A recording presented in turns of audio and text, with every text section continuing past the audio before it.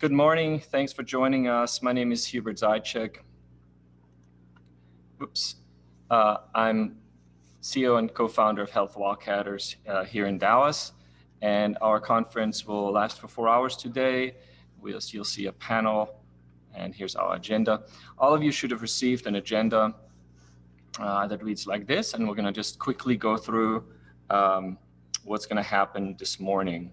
So next up, I'm going to have Bobby Guy from Polsinelli give some introductory remarks. Then we're going to switch gears and go into our panel discussion, which should be really exciting. We have venture capital, large corporation, startup entrepreneur, and a hospital represented here with Humberto Antones, Patrick Day from Mckesson, Humberto from Go Range Capital, Winxy Mao from Texas Health Resources, and John Northrup from Stingray Therapeutics. And then at 10, we're going to switch over to the pitch competition. Again, if you look at your program, you will see there are 12 startups presenting today, all the way from Israel to the West Coast. So it'll be a busy morning, 5-minute pitches, 3 minutes Q&A. I will introduce the judges later.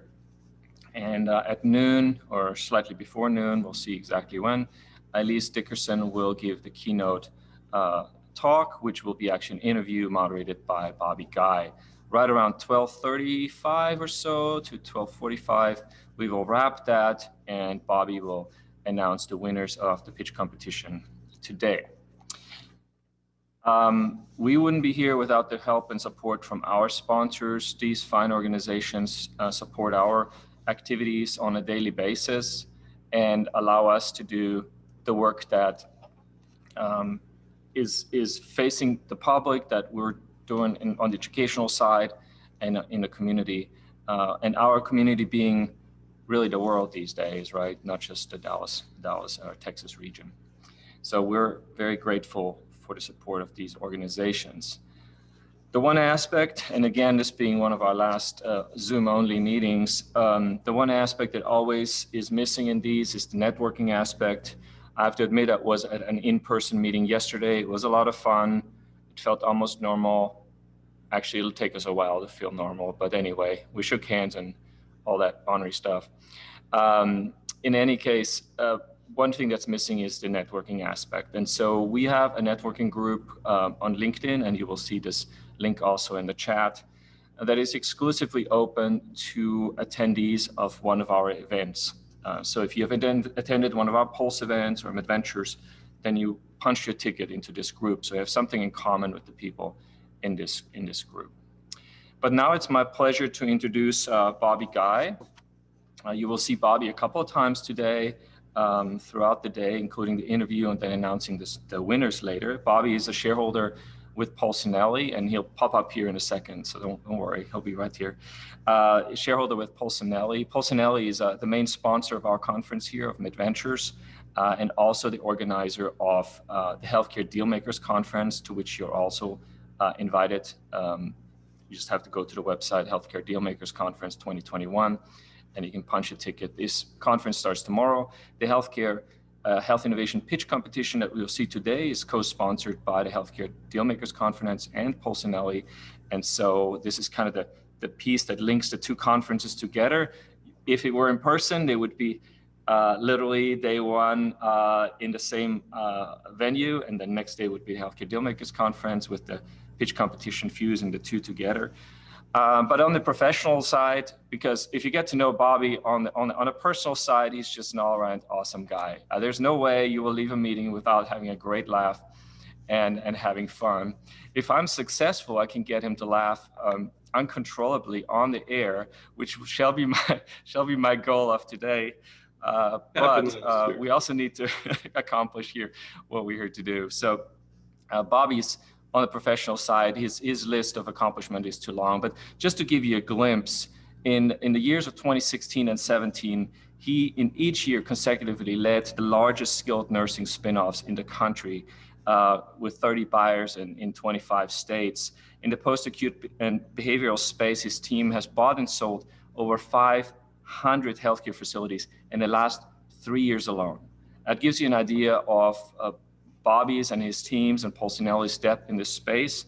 That spans anywhere from senior living providers, developers, REITs, hospitals, acute care, life science companies, you name it. He also has a podcast, so he's really entertaining and fun to have. And he also heads up the Healthcare Dealmakers Conference. And so I'm going to just hand it over here to him. There are many more things to say about Bobby. You can read his bio on our website or on Healthcare Dealmakers website. As you might imagine, he's been cited in almost all the prominent publications this country and the world has to offer as an expert. So Bobby, the floor is yours. Hubert, thanks very much for that introduction. I'm not sure what to say, but I'm not going to laugh uncontrollably yet. Okay. So Hubert's line was that his point is that this is the last conference we can have where he's not wearing pants. This is the last one that I can go to where I'm wearing blue jeans. And I actually am wearing blue jeans right now, and it's awesome. I will stand up at some point just to prove it, but Hubert will not stand up to prove anything. So my favorite thing about the MedVentures and Health Wild, there we go. Don't worry. Okay.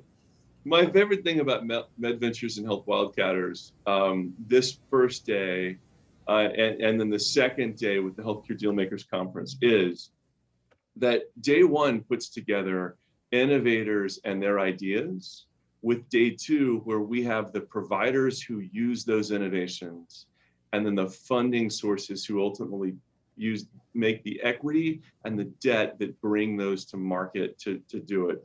A few years ago, a friend of mine who was running a hospital in New York City was at the conference, and his response after day one in the pitch competition, which I've never forgotten, was, hey, this is great. Tell every one of these companies that if they want to bring these innovations and the tech and they want to try them at our hospital in New York City, we'd love to have them come do it. And so it's a great way to cross-pollinate between ideas and the providers and delivering. So it's a great joy to be here. And it's crazy to do this again virtually, but I'm looking forward to being back in person next year. Today will be the Innovation Day. Tomorrow will be the Heavy M&A Day, and we'll start with our first panel is the Black Swan Effect. How the chaos of last year is changing healthcare for the future and changing deal making. So we'd love to have you join us for all of that. Finally, on the networking note, today is on the LinkedIn setup, which is awesome. We encourage you to participate on that. And tomorrow we will actually have networking breakout rooms at the end of the day, including sort of a women in healthcare breakout room, a behavioral health breakout room, several others where we'll have our speakers from different times during the day available for questions from the audience and just networking. So we're trying to make this virtual event as in-person and network friendly as is possible. So Hubert, now back to you for MedVentures in the day. Thank you. Thank you, Bobby. And while we'll bring the panel up, I'm going to start introductions here. So thanks again. You'll see Bobby later again. And so we've got two more chances to get him to have his great laugh on air here. And I shall try. But for now, we will see our panelists pop up here. And I'm going to start introductions from left to right with Humberto Antones. Humberto is a co-founder of Go Range Capital, and he's an entrepreneur in healthcare and wellness. He has an active involvement in research and an interest in the skin side of businesses, and you'll understand really quickly why, because he was head of Galderma, global CEO and chairman for over 12 years. In 2014, he also co-founded Nestlé Skin Health and led it till 2016. He's led and grown the companies he's led over the many years that he was in charge. Business expansion over 70 countries, 36 national subsidies with annual sales over $2.5 million. He's led transaction in excess of $10 billion on both sides of the Atlantic.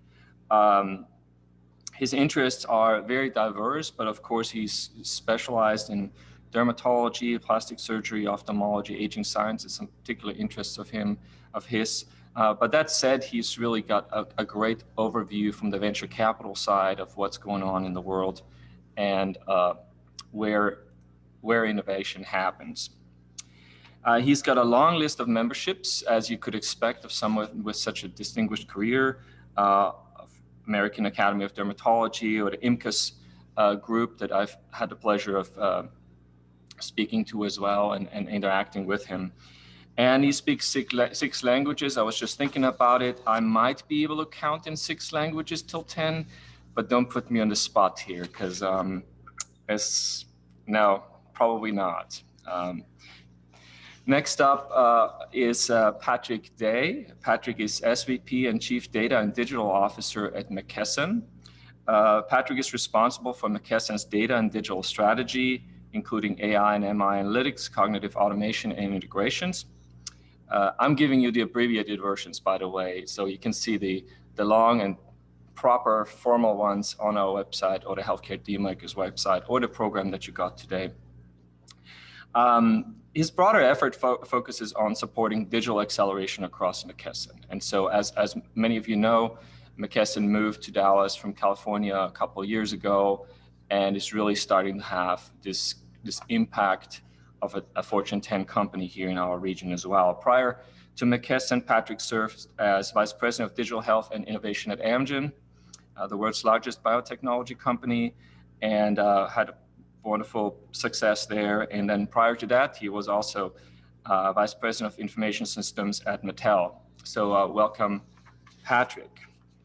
Third up is Winxy Mao. Winxy is Senior Executive Vice President and Chief Experience Officer, I just love that title, at Texas Health Resources. Winxy rose through the ranks at THR in a way that I don't think you very often can see, starting in 2000 as an administrative resident at Texas Health Presby Hospital in Dallas. What follows after that is just nothing short of miraculous rise. Obviously, don't laugh, Winxy, it's true.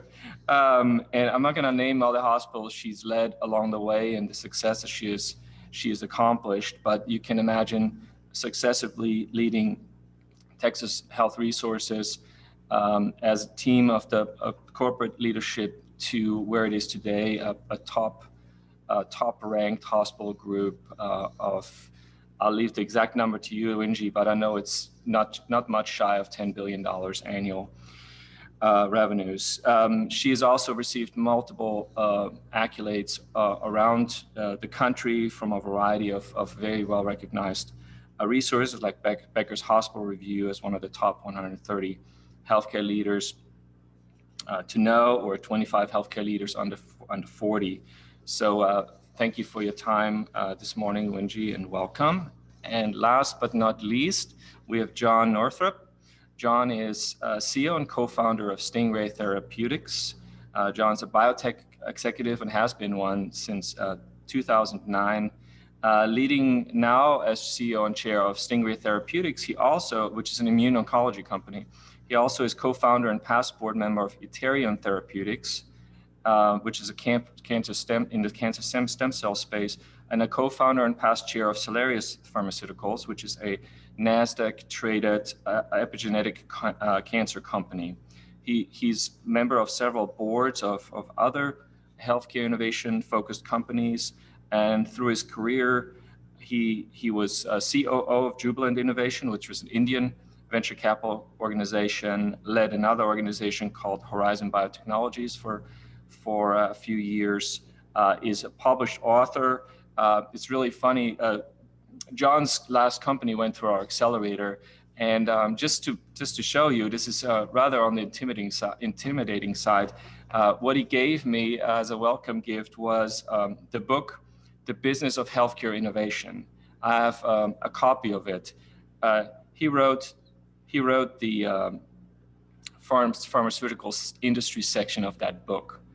And so here he is in my accelerator, and I'm thinking, okay. Anyway, it just shows you that great people like John never stop learning, as do all leaders. And we're just eternally grateful to have him as part of our of our cohort. Prior to that, he was SVP at Eli Lilly and did many, many different things at Eli Lilly, including corporate strategy, business development, marketing, and sales. Again, wonderful to have you, John, and thank you for being here. I'm gonna leave the share. I'm gonna unshare the screen if I manage that. Oops, stop sharing here and allow everyone to be a little bit bigger on the screen. So again, thank you all for being here. We have 40 minutes to talk here, and the topic this morning is challenge spurs innovation, and all of you coming from different industries will really give us a great kind of nibble at what's happened in the last year and how you've experienced it. So I want to start off with each of you, just take 1 minute and just add anything that you want from your observation without something we should know about your background and bio that I didn't say, or your company's position or kind of statement, and then we'll go into questions. So I'll start the way I started prior. So Humberto, if you don't mind, give us don't have to go long, 30 seconds, 60 seconds. Yeah, hi, it's great to be here. Hubert and I have the pleasure of sharing time here in the Dallas area, but also in Paris with the International Master Course in Aging Sciences. Been in pharmaceuticals all my life. I have lived through many, many crises. I grew up in Brazil until I was 19, moved to Nebraska, moved around the world. I'm a Swiss citizen. And the times that I grew the most and that I saw the world, technology growing the most were around crisis times. Things that usually are happening and then suddenly comes a crisis and just accelerates everything. So glad to be on this panel here and talk a little bit more about it. Thank you. And I think next up was Patrick. Yeah. Thank you for having me. What a distinguished panel here. So I would echo Hubert. Look, the world is done a 180, 360, whatever you want to say in the last year. But I think what's interesting is the healthcare industry in general hasn't really disrupted as quickly as the rest of the world is. And I think this gives us a chance to really hone in and understand what we can do to really play an active role in changing the way we look at healthcare around the world. So I'm excited to be here.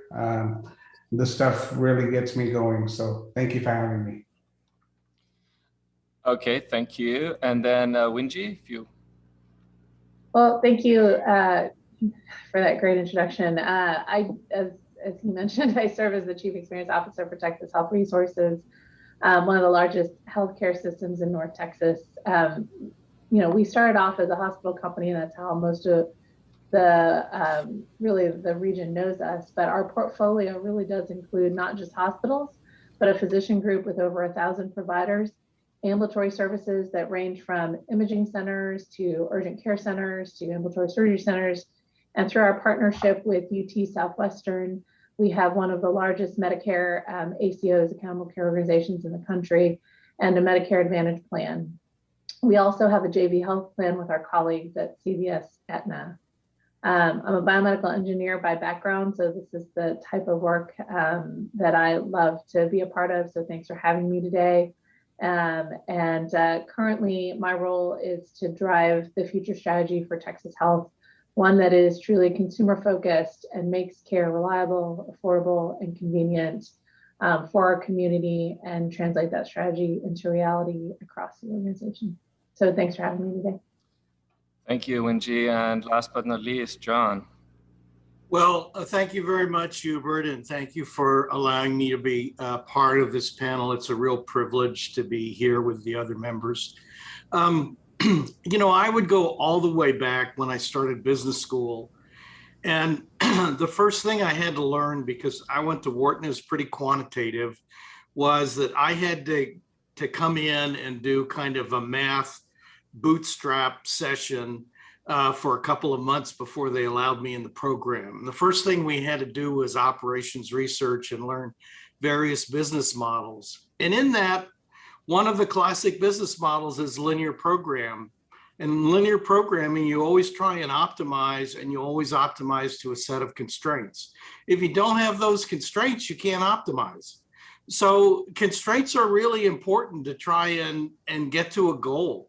And I think probably for all of us, and I know for all the companies I've been involved in, there's always been a sea change event which has challenged the company. I mean, you shouldn't go into healthcare or biotech if you aren't willing to ride the roller coaster ride fully, because it goes up and it comes down hard. And so my first company, we did our tox, and what came back was that the therapeutic dose was the toxic dose. Well, that doesn't work.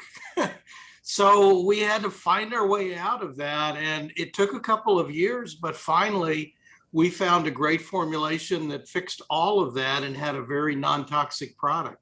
But for a while there, it looked really grim. And I think we've all been through that a little bit with COVID in the last year. I know for me and my current company, raising money during the COVID crisis was extremely challenging. There was money to be had, but trying to close deals digitally was very hard. And somehow this year, things seem to have really turned around. So I have a great deal of optimism for the future and the strides that are being made in healthcare. Thank you, John. And I think we can really take that that question of constraints to spur innovation a little bit further and see what everyone else on the panel wants to opine on that. So really, kind of in your own world, how have you found the challenge of those new constraints spur innovation in your world? Just raise your hand if you want to go, any of you, or just start. Let me start. Get the juices going here. It's interesting what John just mentioned about linear and projections. It's interesting how the world, they need to linearize into the future, but the future is never linear. And the constraints usually, throw curveballs in the plans. And trying to understand and create multiple scenarios to meet those constraints, those future events that we don't know because they're in the future. That is the big thing and the big opportunity.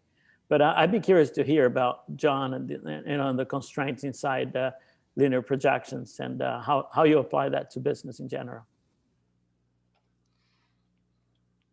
Well, thank you, Humberto. Appreciate that. And so I think, we all have to get out there in the marketplace on the business side and understand what people will fund and what people will do. And many times it's not what we hoped or what we believed. I remember when I started in biotech, the thing I really wanted was a multi-product oncology company because we had lots of different technologies we wanted to move forward.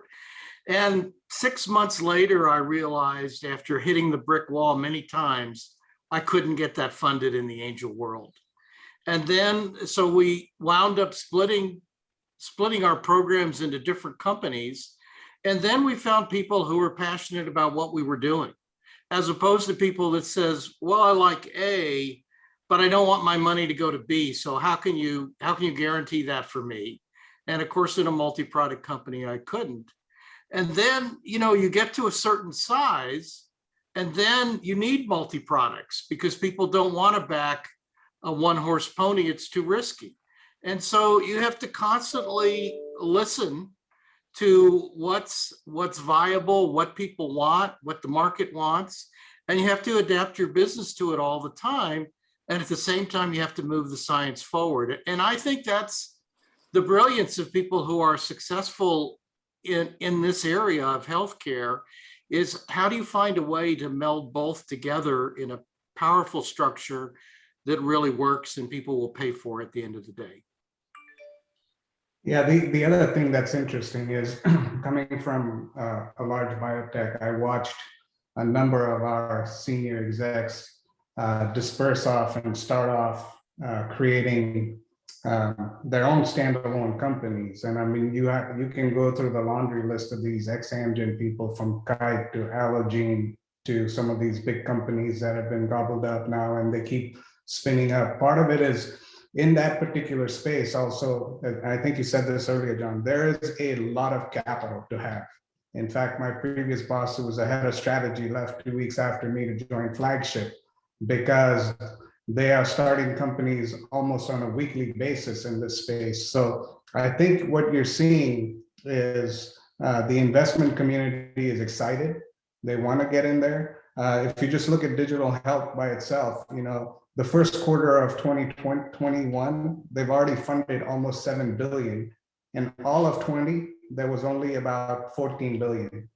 So I think people are starting to realize the confluence of health and technology coming together, they really can make a difference in people's lives. The only thing I would add to that is, you know, we've talked a lot in these answers around how it affects your business, how it affects funding for your business. I would say as a health system provider, we had very many new constraints, and from an operational innovation standpoint, we were required to pivot very quickly. You know, when you say, okay, we no longer can have visitors in the hospital, well, how do you keep patients and families connected? When you say, well, it is actually dangerous for nurses to go into the rooms to do their jobs. Well, what are innovative things that we can do using remote monitoring, or putting the Alaris pump outside of the room versus into the room? And, you know, there's a million examples of that. And so for us, I think the constraints really caused us, from an operational standpoint, to get very innovative. And some of those will continue well past, hopefully, what is the crisis. Yeah, I'd like to compliment then what I heard here with in the team with a few anecdotal stories. First, COVID has been, the pandemic has been the best catalyst for innovation telemedicine ever. I've been working telemedicine since 1996. And in 1 year, or actually in 6 months, telemedicine evolved more than those 20 years before.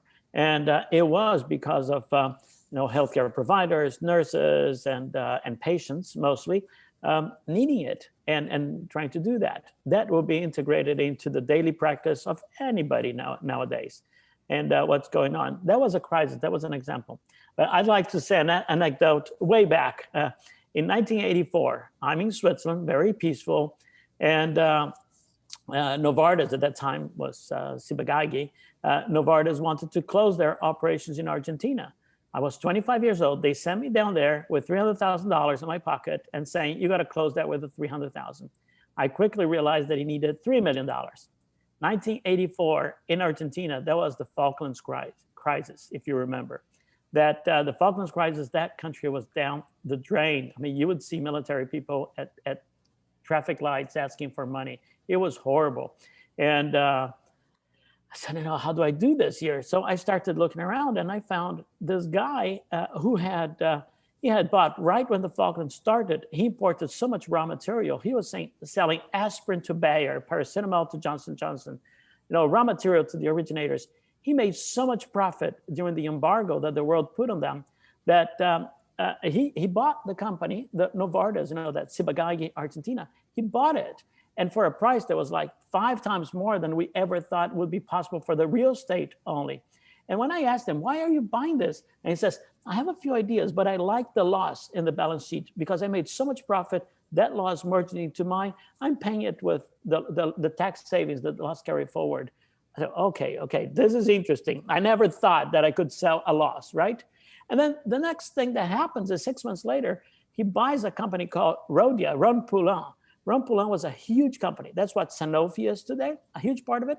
He bought Rhône-Poulenc, $400 million business with that little division of Ciba-Geigy. Guess what? 5 years later, he sold it back to Sanofi, to Rhône-Poulenc, for an absurd high price compared to what he did.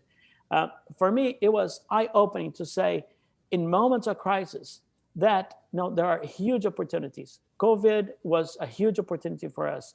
the post-pandemic, there'll be crises. You know, all this amount of money that is being thrown into the market, it will create opportunities and crises. I think we're in one of the most exciting times for innovation and investments ever. I'm really excited about it.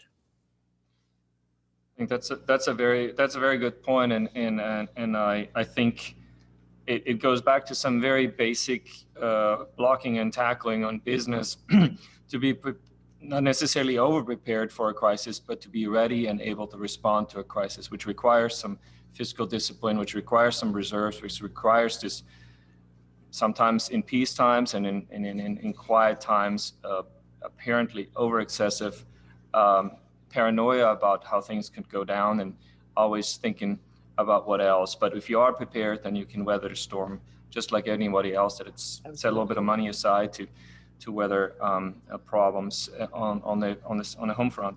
So I want to switch, well, not switch gears, but I want to obviously on the topic, I want to ask Patrick a little bit more specifically on the Mckesson side. You know, how this innovation boost, this innovation adoption boost has changed Mckesson. Or obviously you were ready and prepared to do a lot of things, but probably nobody had in their business plan in 2019 what you ended up doing in 2020, and obviously did very, very well.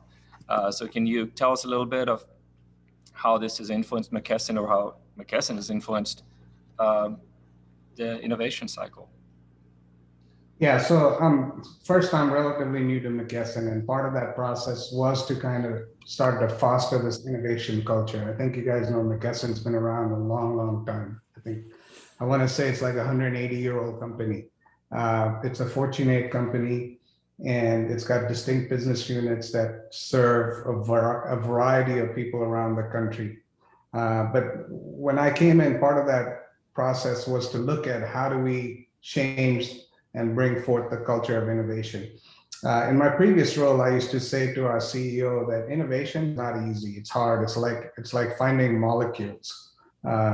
You know, in the world of artificial intelligence and machine learning, you may hit, you may look at 10 molecules and hit 2 out of the park. And that's how this process is. So the first thing is to kind of find those gems which we can really innovate. The second thing is to make sure that we can scale the innovation.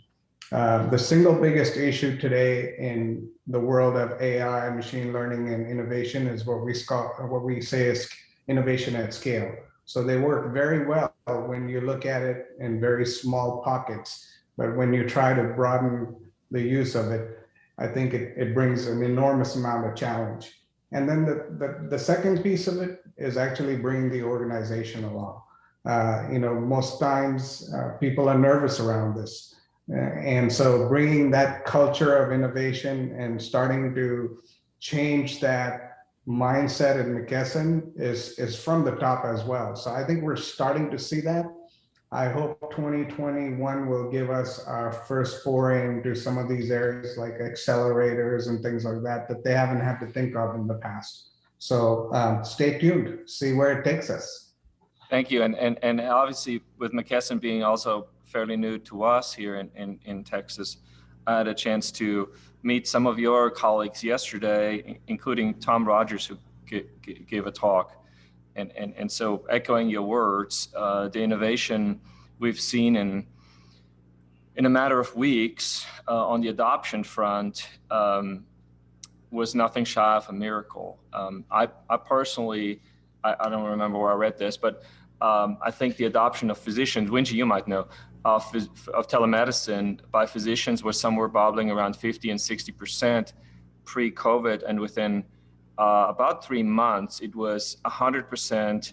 And I think you could have said, you can confidently say 100%, because if you weren't on telemedicine, you were retired. Maybe you did retire in those 3 months, but you couldn't be a physician and not be on telemedicine. And that's, Tom Rogers said yesterday to that's $20 billion of venture capital I haven't been able to do what was done there in a matter of weeks. Because we all knew telemedicine has some strengths, and we just couldn't get people to do it. And so That's well said, Patrick. And I know Mckesson's really undoubtedly under your leadership with the engine background and all the other colleagues of yours really pressing forward to be innovative, because large corporations are not shy about reinventing themselves. If you look at the Fortune, Yeah, I would say list. changing the culture from being a great distribution company to an innovative company who actually does distribution is just one of the many things I think we want to embody into that company. Wonderful. I don't know if Winxy, if you, I know I had a similar question for you on Outlook, but I know there's also so much already happening within the hospital industry on the innovation side. I just returned from Austria. My dad was sick, and I got to see firsthand hospital care in Austria, which is still only 10% vaccinated, very much how we were months ago. And the protocols they used and the different ways they handled things. And it was heartbreaking. I have family members who couldn't see their own loved ones during the crisis. I was lucky enough that we were further along, and I was able to twist a couple arms to get in, but of course I'm fully vaccinated, and so was everyone was tested. So if you could tell us a little bit on how it's touched THR and whatever area or segment you want to accentuate on that. Sure. Well, there's no doubt that the pandemic had significant disruption on our operations. But as we've said on this call, oftentimes crisis gives way to opportunity, right? And there's a lot of opportunities that came out of that. And, we had said for years, well, we should really figure out, how we use technology to really connect family members to patients anytime they want in an easier way. Like, obviously you can FaceTime your, family member in the hospital. But how do we do that in a more intentional way? That had been on our roadmap. Well, when family members can no longer be in your facility safely, that moves up your priority list pretty quickly. And so simple things like utilizing technology to do that. We've already talked about telehealth. I'm not going to, continue on that path. Suffice to say, it's here to stay.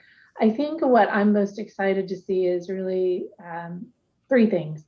The first is that the pace of change can be faster than what we've all espoused in the past. Patient safety obviously is paramount in everything that we do.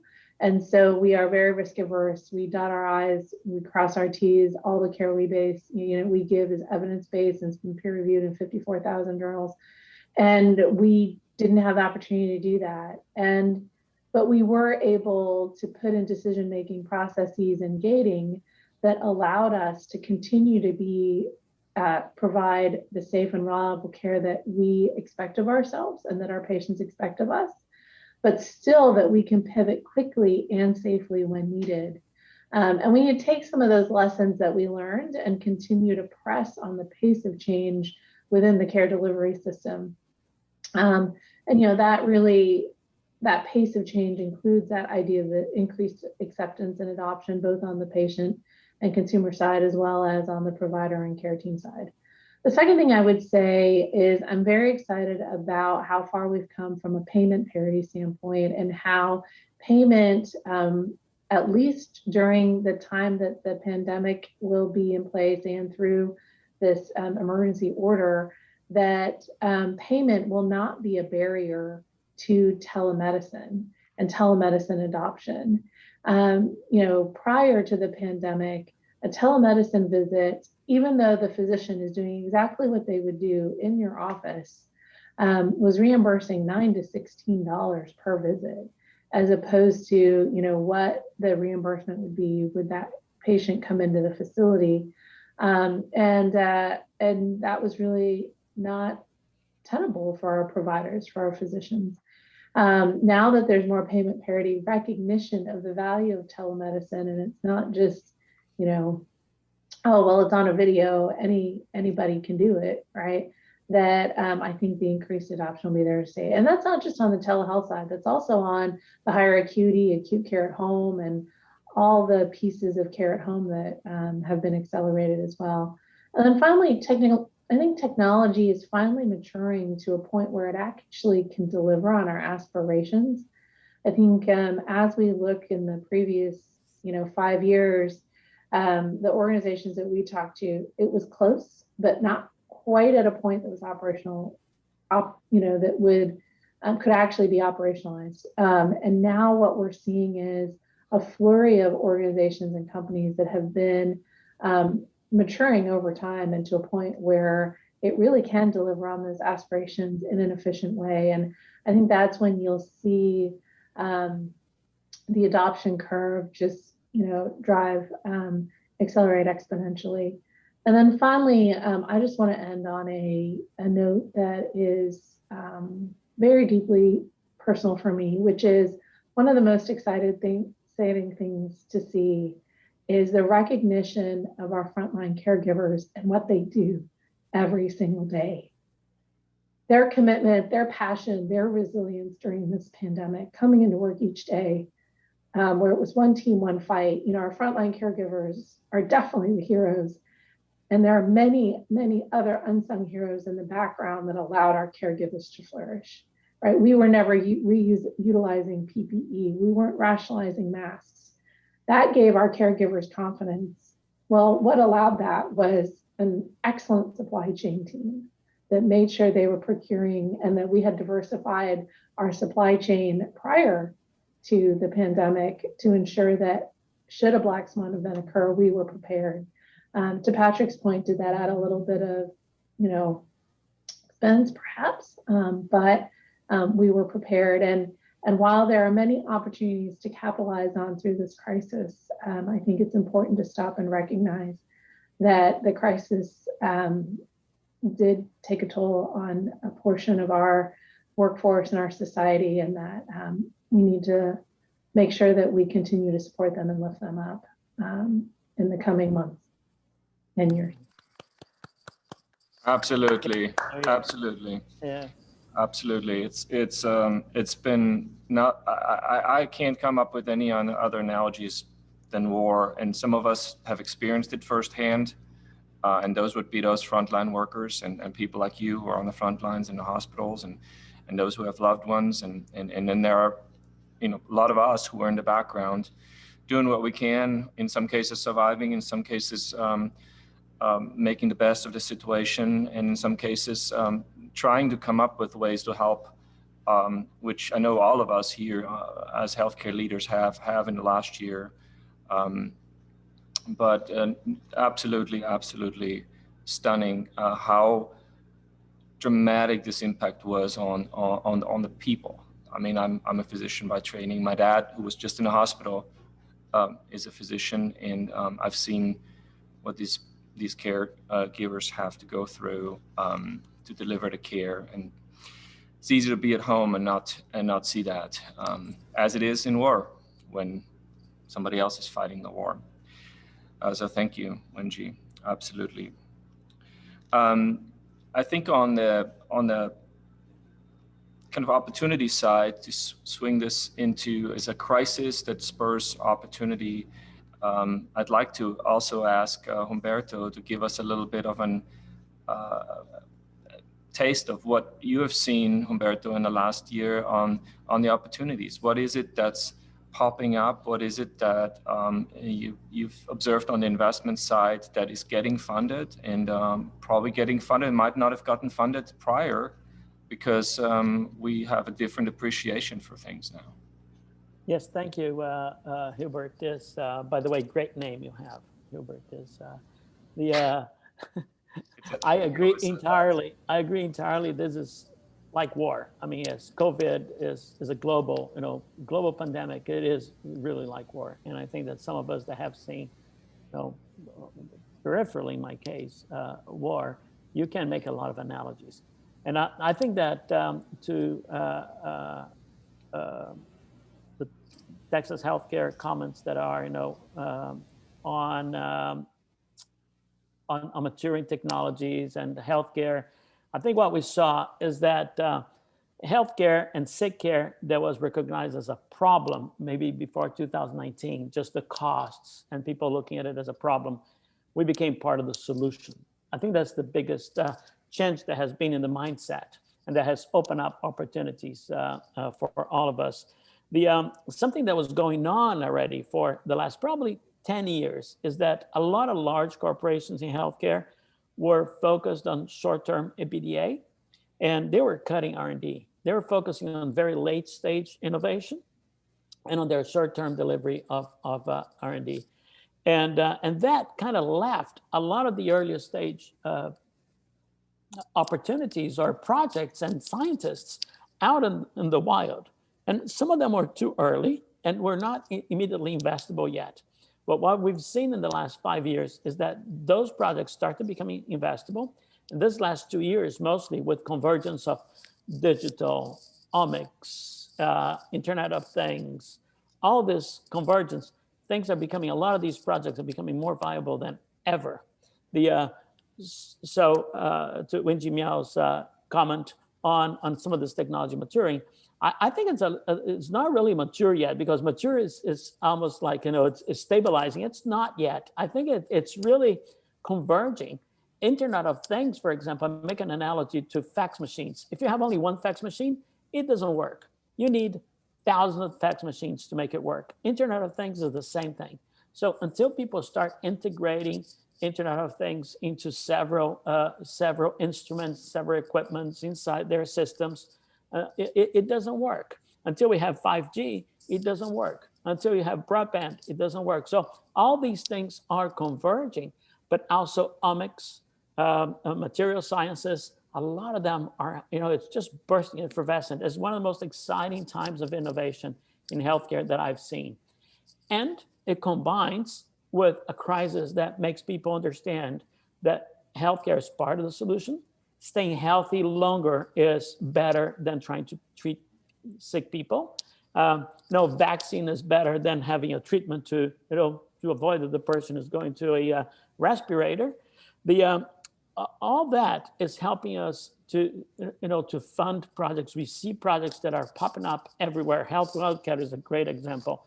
We see more projects than ever before, and the quality of these projects even better. And there's a lot of money around that I'd like to help channel towards more healthcare and more of the earlier research and innovation that we transform into something that is economically viable. So I'd love to hear from the team here, but I'm more excited than ever. Absolutely, yeah. We'll take, I think, on this comments from everyone. As a healthcare leader, it is an opportunity not to be overlooked.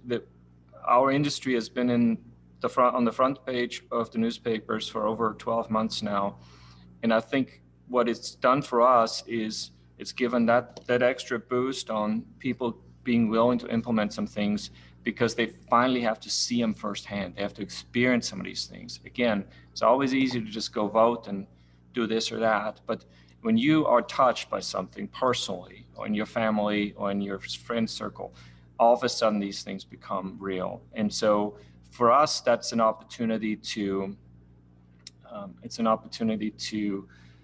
It's an opportunity, what I've seen on the fundraising side, to actually get some people to take a risk and to say, you know what, this is kind of out there. Because healthcare is always, especially where we play at the early stage, I'm not going to say it's easy to raise the second round or the third round of funding, but I would say it is significantly better nowadays than it was 5 years ago. But that first $100,000, that first $500,000 is still extremely hard to get. And that's where I think some of our leadership and some of our country's funders are should and need to place some bets, because those are the type of innovations that we need to see implemented in the future. But let's do. I know we're coming close to our 10 o'clock, but let's just see who else wants to say something around the innovations you've seen specifically in your industry in the last year or two that you might have thought unlikely, or developments that you forward-looking are excited about in the next year or two. John, go first. Yes, thank you.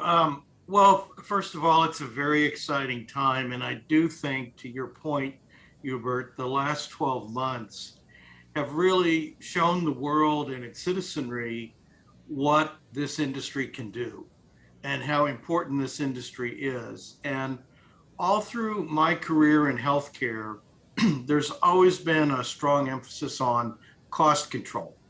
And so many systems are socialized and put together a budget, and then innovation tends to wreck that budget. And back 25 years ago, we thought we could somehow deliver much better healthcare, much cheaper, but that's been a lot harder to do than people anticipated. Actually, it's pretty cheap to die. It's pretty expensive to stay alive among these complicated conditions. And unfortunately, that's a lot of the reality. So it takes a commitment of resources, both in the very early stage and further on. And sometimes people regale against that.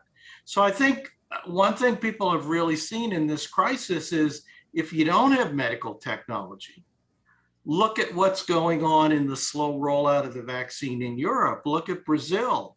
Look at India, countries that haven't been able to really deal with this effectively. You know, and all of a sudden people get it that that's not where you want to be. Where you want to be is a country like the US that can commit these kinds of resources when needed and get the results that we want.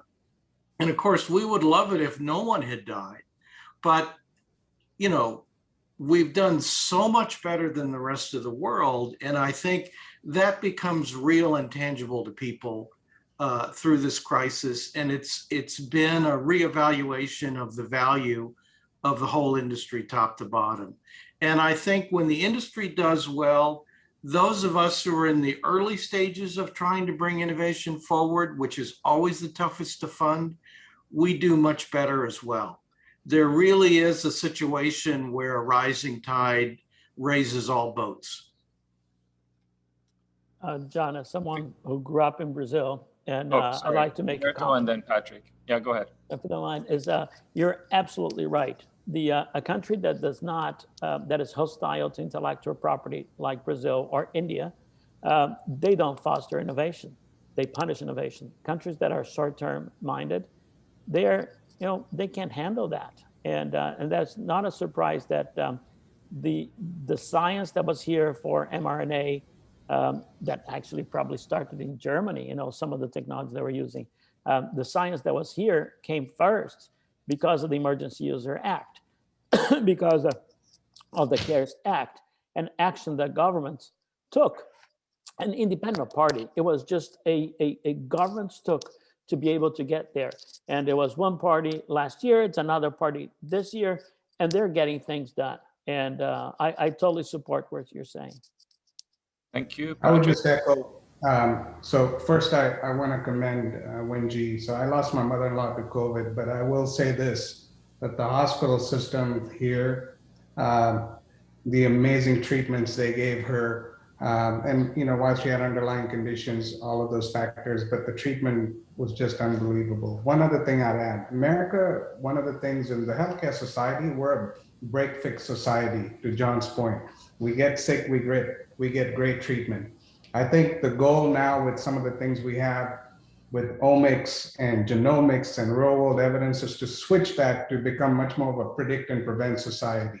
If we can use all these, the technologies that are coming out to really start to predict if someone has a heart attack, what's the likelihood they'll have a second one? How do we predict bone fractures? How do we do some of these things now? I think we truly will be able to live longer and healthier lives. Thank you. Winxy? I don't know that I have a whole lot to add to that, other than I think looking forward, I think Patrick might have been reading kind of the direction that our organization is taking, right? Which is partnering with you for a lifetime of health and well-being, not treating you just when you're sick. And Patrick, thank you for those kind words, and I'm sorry about your mother-in-law. I think that when we look forward, the next couple of years is really about how do we activate and engage people, not patients, because we don't want them to become patients. How do we activate and engage people going forward in their health and well-being in a meaningful way? And then once we can activate and engage them, then we go to Patrick's point of how do we predict and prevent, right? So activating, engage, and then predict and prevent. And that's really our roadmap going forward. And we're excited to partner with organizations and especially startups that are in this arena. What I will say is we've partnered with a number of startups over the past few years. Some of them have been wildly successful, some of them not so much. And I thought I'd just always end my comments with kind of what I see as kind of a best practice for those organizations that have been successful. And that is that they have come in to deeply understand the problem that we are trying to solve, the current ways that we're trying to solve it, where those gaps are, and how we move forward from where we are today. And that deep understanding of the problem that we're trying to solve takes time and effort, and that time and effort does get rewarded even in a world where we're saying speed is key, right? Speed and acceleration is definitely key, but sometimes that whole, measure twice, cut once, or, plan the plan, right? All of that, what I've seen is those that take the time to do that are the ones that are most highly successful. Thank you, Winxy. And I don't know if John, you have one last comment, because we're on 10:02. Yeah, I just I want to thank everyone on the panel for great comments, and it's unusual and really stimulating to get this broad breadth of perspective from all the way toward the provider side to all the way down to the early innovation and biotech side, and really appreciate it. Thank you. Okay, well, thank you, and thank you to all of our panelists.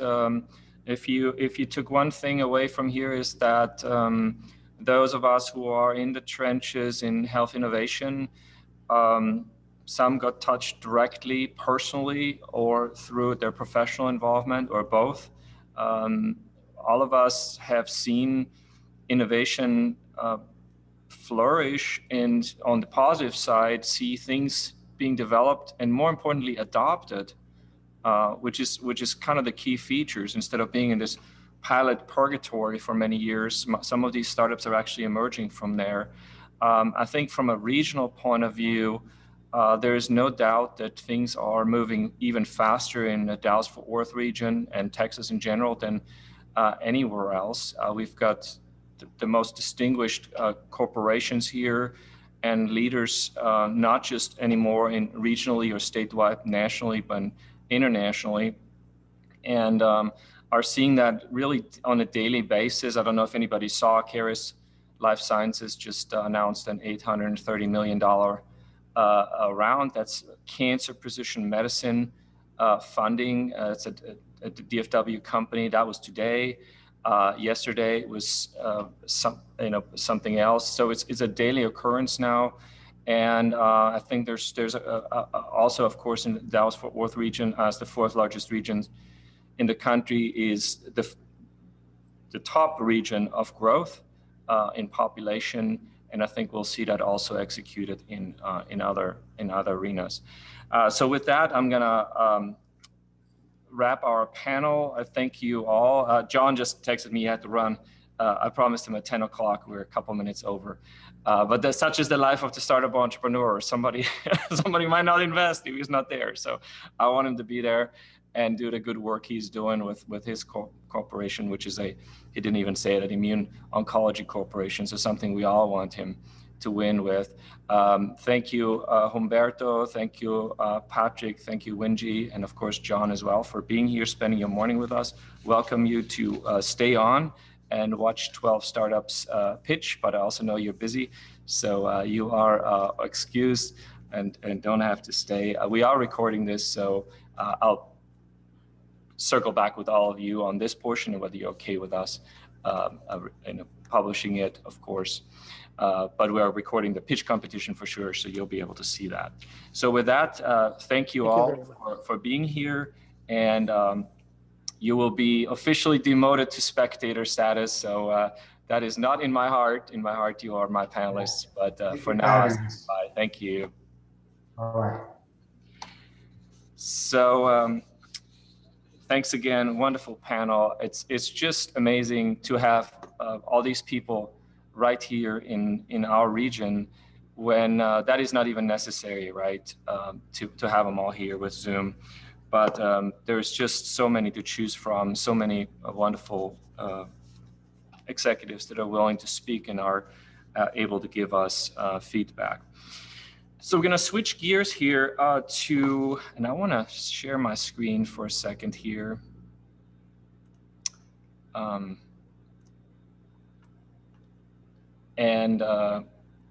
This just gives you a snapshot of the companies that are going to pitch this morning. And then I also want to spend a second here on welcoming our judges. So I'm going to leave this slide up here for a second while Lindsay is promoting all of our judges to panelists. This will take a minute or so. And meanwhile, I'll introduce them. So we're grateful to have many of them as mentors or investors or both at Health Wildcatters, but many are also just distinguished people that have a background that is relevant, that are willing to give of their time this morning to judge these startups. The first one is Harvey Castro, who's one of our mentors, Mark Clark, Michael Cope, Shlomo Harness, Clay Heighton. Many of you know Clay is also a partner at Health Wildcatters, one of my partners here. Then Adam Hall from Polsinelli, heads the venture capital practice there, seen a thing or two. Lydia Kincaid, also on the venture capital side. Matt Lipton, startup aficionado. Sunny Nadolsky, one of our graduates, but also an investor. William Paiva, also a VC investor. Lucas Rodriguez, one of those success stories I was just talking about that seem to be popping up almost every day. Sold Cersei, a company here in Dallas, with milestone payments close to $1 billion possible. David Snitzer, I think he might not be on this morning. He had to jump. And then Mark Statue, who's also one of our mentor investors, Rocky Shah and Paige Patton Tucker. I hope I didn't leave anyone out. It's always a chance that one of you was swapped in late and I didn't mention you. Lindsay will give me your name and I'll thank you personally at the tail end. I will unshare my screen again so we can also promote our first startup. And I'm gonna have to just give you a couple of the ground rules. First of all, judges, thank you. You are entirely compliant here. This is what we're hoping for, and that is mute and hide your video while the startups are pitching. The startups are going to pitch for 5 minutes, and then we have a 3-minute Q&A. You can submit your questions through Q&A or raise your hand and I'll have you ask the question. So we'll see how that all plays out. But the most important piece is to be muted and have your video off so that the speaker can be focused on. And then we will talk about the prizes as well, but just in summary, the prizes include cash prizes, in-kind prizes from cash and in-kind prizes from Polsinelli, in-kind prizes from us, Health Wildcatters here, with office space and desk space, and airplane tickets from American Airlines, one of our sponsors. So we're about to get started here. So the first speaker is Georg Teufel from Revelio. And I have Georg promoted here, and Georg happens to be from Austria, so I know his start up, and the floor is yours, Georg, to share your screen and take over.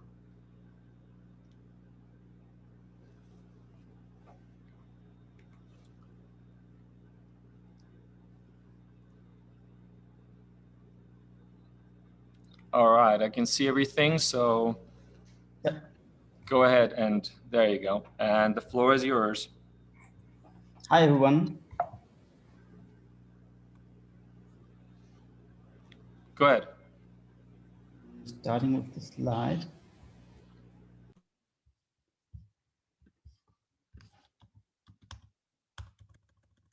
Sorry. Around 1 of 6 men and 1 of 5 women suffer stroke during their lifetime. A stroke is a damage in the brain, which leads to a lot of disabilities, like you're suddenly unable to move one hand, one leg, you're unable to speak. And this is me. I'm George. I'm a physiotherapist, a software developer, and founder of RuValue. And you can see one of my patients, a young woman with 2 children at home. She suffered a stroke some years ago. And the biggest issue is to get enough therapy time in the outpatient area. So therefore, we designed RuValue. RuValue is a virtual reality-based therapy assistant that shifts the repetitive task from the therapy setting to the VR, to the home use, to the patient himself. So RuValue works alongside with the therapists to get more therapy time in the outpatient area. And that's the major point to increase the chance of fully recovery after stroke. Virtual reality, there are 3 reasons why VR makes really sense in the stroke rehabilitation. First, it's affordable. So everyone can buy a standalone VR headsets. They're getting cheaper and better every year.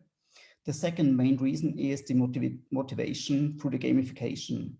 We are talking about long-term rehabilitation over a lot of years.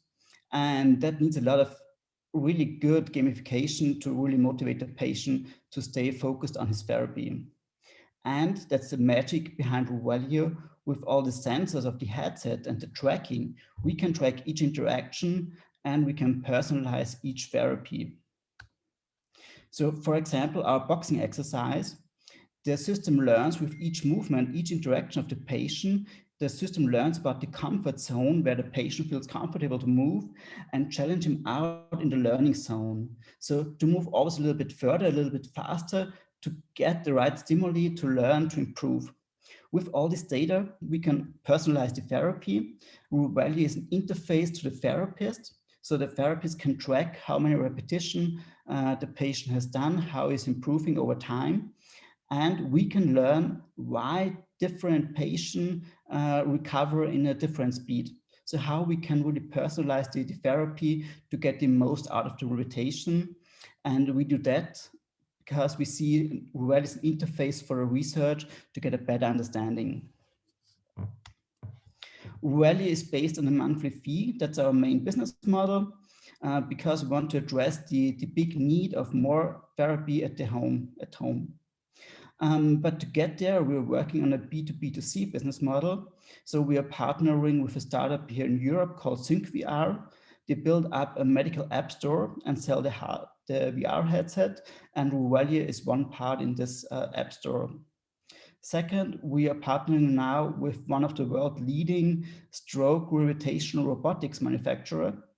So the idea is that patient can use RuValue with the advantage of robotic in the first days of rehabilitation and can use the system they already know with VR at home, so they can go on with the already known therapy, the trusted therapy, and you have full documentation of the rehabilitation through the whole process. We already done our homework on the certification side. RuValue is a medical software, therefore needs certification for each country. Currently, we are shifting from a pilot customer phase where we work with selected clinics in Europe and the United States, and we're shifting to a go-to-market strategy to roll it out to every stroke patient around the world. That's the small and lovely team behind RuValue. We are a great mixture of the therapy side with me as a therapist and the occupational therapist and my co-founder on the regulatory side, and also a strong software development team in the background. That's true value. Now I'm looking forward to your question. Thank you, George. And let's see if we have any questions here in the Q&A. No. Hey, Hubert, this is William. Go ahead. Hey, hey, thanks for the presentation. When you think about your go-to-market strategy, you know, you could go to markets where you're competing with kind of incumbent therapies, incumbent therapists, et cetera. But if you thought about, I mean, what the technology allows you to do is to disassociate the therapist from the patient. Have you looked at markets where there's a dearth of therapists, and then use the technology layers to provide kind of remote, so you're not going head to head with the incumbents, rather, you know, let's pick rural markets, let's pick some international markets where they lack some of this capability, and then you're selling the technology, the solution you're selling is to solve a health provider disparity, if you will. We thought about that. That's a step for the future. Rural Value is designed as a kind of asynchronous therapy. So Rural Value works on its own alongside with therapy to get more therapy time. But we're an early stage company. That's our main focus. That's the reason why we founded Rural Value. But we're still constantly evaluating how we can improve and change our business model, or to adopt our business model to the needs of the market. Thing, and then the last thing, has anybody, have we looked, has there been any published data on AR and virtual reality, augmented reality for post-stroke patients? I know there's always this concern about, you know, spatial orientation with people having headsets on, you know, even just generally. Has there been anything related to, is that accentuated or the same, or maybe not even as severe in stroke patients? Any data on like the user experience with headsets on in post-stroke for like spatial orientation stuff? There's a lot of research out there, but there are only a few really products that are available on the market. The research shows that there's a huge benefit, especially on the data-driven approach. So being able to track each movement to personalize, and that's very important to get the right stimuli for the patient, especially in the outpatient area, because normally as therapists, we don't really know what patients are doing at home. So the research says, yes, there is a big advantage of VR, and yes, there is a need for therapeutic games, and patient can't use off-the-shelf games.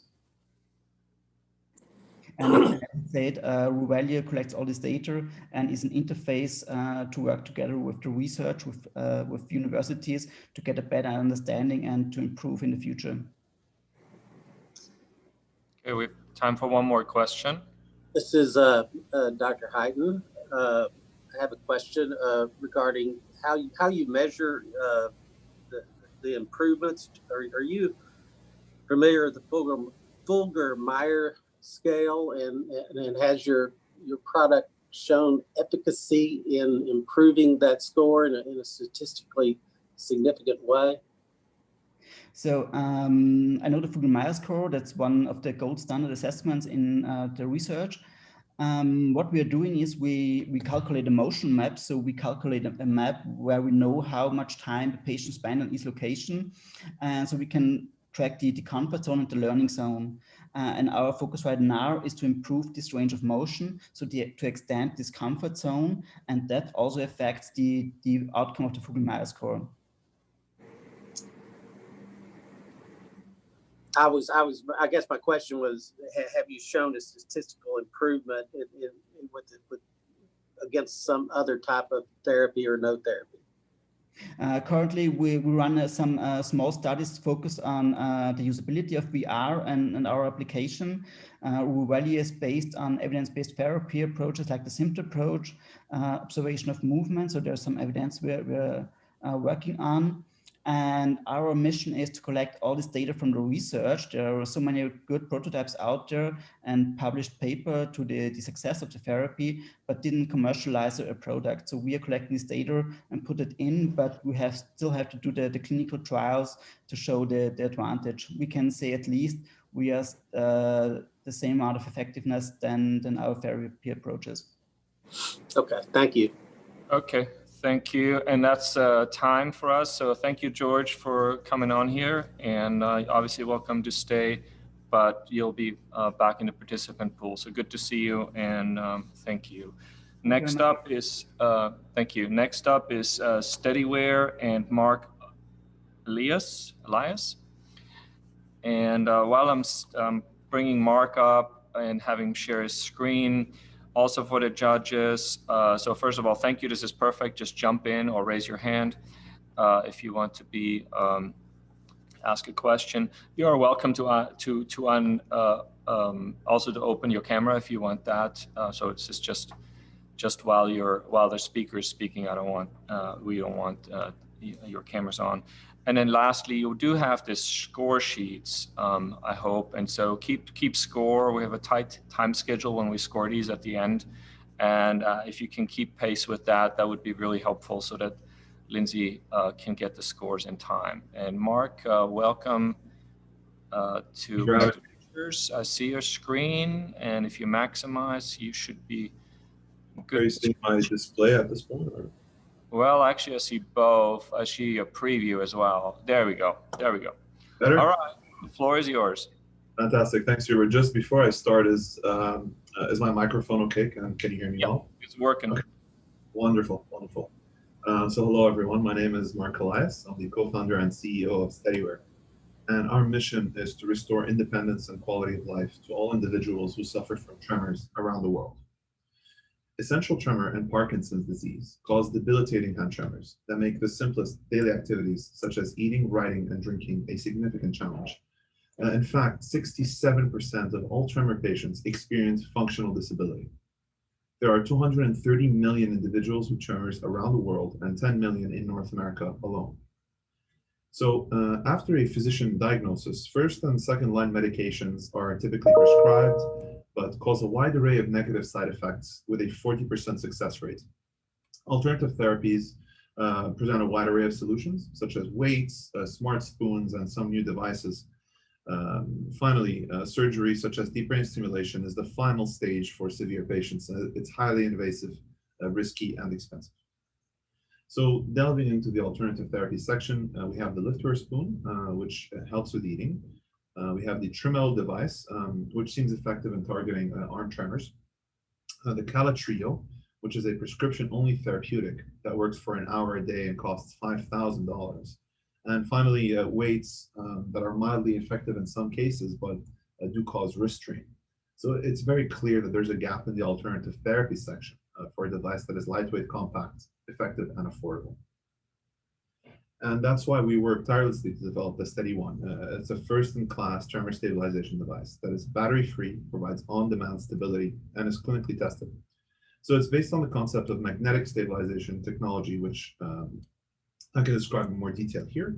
So in earthquake design today, traditional tune dampers are used, and they consist of a mass attached to a spring that moves in the opposite direction of motion. It's fairly simple.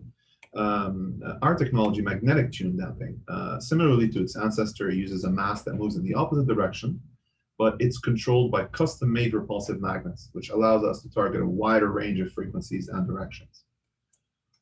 So an overview of our clinical trials preliminary results show that our device outperforms sham in 80% of tasks with a 40% mean tremor reduction. And the impression is that the first version is effective but too heavy. And we saw similar results with our 300-unit release. Over 50% experienced significant improvements, but the main impression was that the device was effective but too heavy. So all the feedback was incorporated into our second generation, the Steady 2. The technology was significantly upgraded to reduce the size by a factor of 2 and target multiple tremor directions. It weighs 0.7 pounds, which is currently half the weight of the first version, and is currently in the design for manufacturing phase. So this is a tremor inducer which forces a healthy person's hand to shake, and we had to develop it to avoid exposures for anyone in the pandemic. And this is what it looks like for an individual trying to drink water with tremors. Now, the glove, the second version prototype, is going to be donned. It's currently being blocked so that you can see the dead weight effect, and then I will proceed to show the real effect. So the water level is significantly unstable with the device off. the device will now be turned on, and you will see the water level become steady. Now, for repeatability, the device will be blocked again so that you can see the water level shift and return to normal. As you can see, I'm blocking the device now. The water level is completely unstable again. When I remove it, the cup is completely usable at this point. So there are 230 million individuals with tremors around the world, 155 million of which experience functional disability, and 108 million of which are compatible with the study too. With 10 million tremor patients in North America and 5 million addressable patients, we have a $2.4 billion addressable market, which translates to a $3.25 billion market in Europe with a $500 price point. According to a Frost and Sullivan study, there are $12 billion spent out of pocket by all patients on medication, treatments, and provider visits. So our go-to-market strategy starts with e-commerce, with digital marketing strategies such as targeted ads and SEO to drive e-commerce traffic. Neuro rehab outpatient clinics will be used for demonstration sites across the United States. Distribution will mainly be used for USX, and finally, neurologist recommendations will be used once our second study is out. All our regulatory registrations are in place with 2 pilots secured and $1 million raised to date. Of course, our wonderful team, a mix of vibrations mechanics specialists, designers, operations specialists, as well as myself and my co-founder. And our well-rounded board of advisors are veterans in serial entrepreneurship, movement disorders, and marketing. Thank you. Thank you. Well done. Let's see if we have any questions from our judges. Hi, Mark. This is Lydia Kincaid from IIM. Thanks for your presentation today. Can you speak to your reimbursement strategy? Absolutely, Lydia. So right now we're devising a clinical pipeline to make a strong case for Medicare. So we fall under the orthotic category. So we expect that we'll be covered under code L3916 in the HCPCS. So right now we're going to start with a 100-patient efficacy study out of Yale. We already have a neurologist there. We're discussing the endpoints of the study, and it's a negotiation. So the 100-patient efficacy study is the first phase. The second phase of evidence is going to be a healthcare economic study where the device is used at home. So we expect to have the evidence to back us up for our Medicare application by 2023. And for full coverage as well.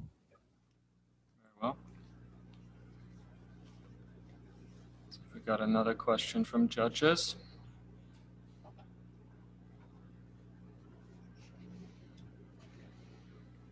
I do have a quick question. Do you actually, can you not just market this directly to consumer without reimbursement? I mean, I assume people could buy this. Isn't this just kind of supportive therapy? And I know the clinical data might be good to like convince folks to buy, but is this something that really needs a clinical trial? Isn't this pretty much direct to consumer if it works as like any number or orthotic kind of devices that people can buy in their various pharmacies and stuff? I mean, yeah, absolutely, William. So, as you know, there are risks associated with going after a reimbursement strategy. So, our core strategy is, of course, to stay in the commercial market. We'll have to come up with clinical evidence anyway to enter the European markets. So it will have a dual purpose, provide validation to start going to neurology conferences and boost sales in the neurology sector. But at the same time, with that same evidence, we can still apply for reimbursement. I mean, our core strategy is, of course, to operate in commercial markets. But, with that strategy in mind, we still need clinical data to operate effectively in those markets, which, why not use that data for reimbursement as well as a dual purpose? Yeah, Okay. the only problem with reimbursement is you might not like the number you get, right? Yeah. As opposed to direct to consumer. Absolutely. I mean, that's why we've sort of evaluated the codes that we fall under, and the Medicare code we connect with is L3916, which covers $460, which is more than 95% of our MSRP. So, our ideal strategy is to fall under that code, but naturally, if that doesn't happen, then we can still stick to commercial markets and be profitable. All right, we're gonna have to wrap it here. Thank you, Mark, and we will move on to the next presenter.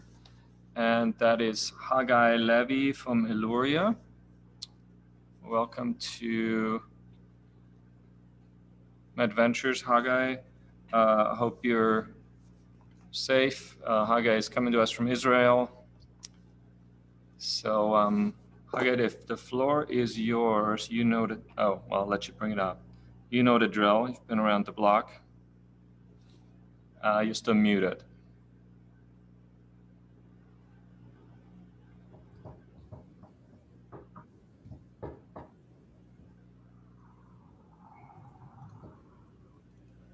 Apologies. Do you see my screen? I can see it. You're good to go. Okay. Thank you for being silent. So pleasure to be here, and thank you for having me. My name is Haggai Levy. I am the founder and CEO of Illuria.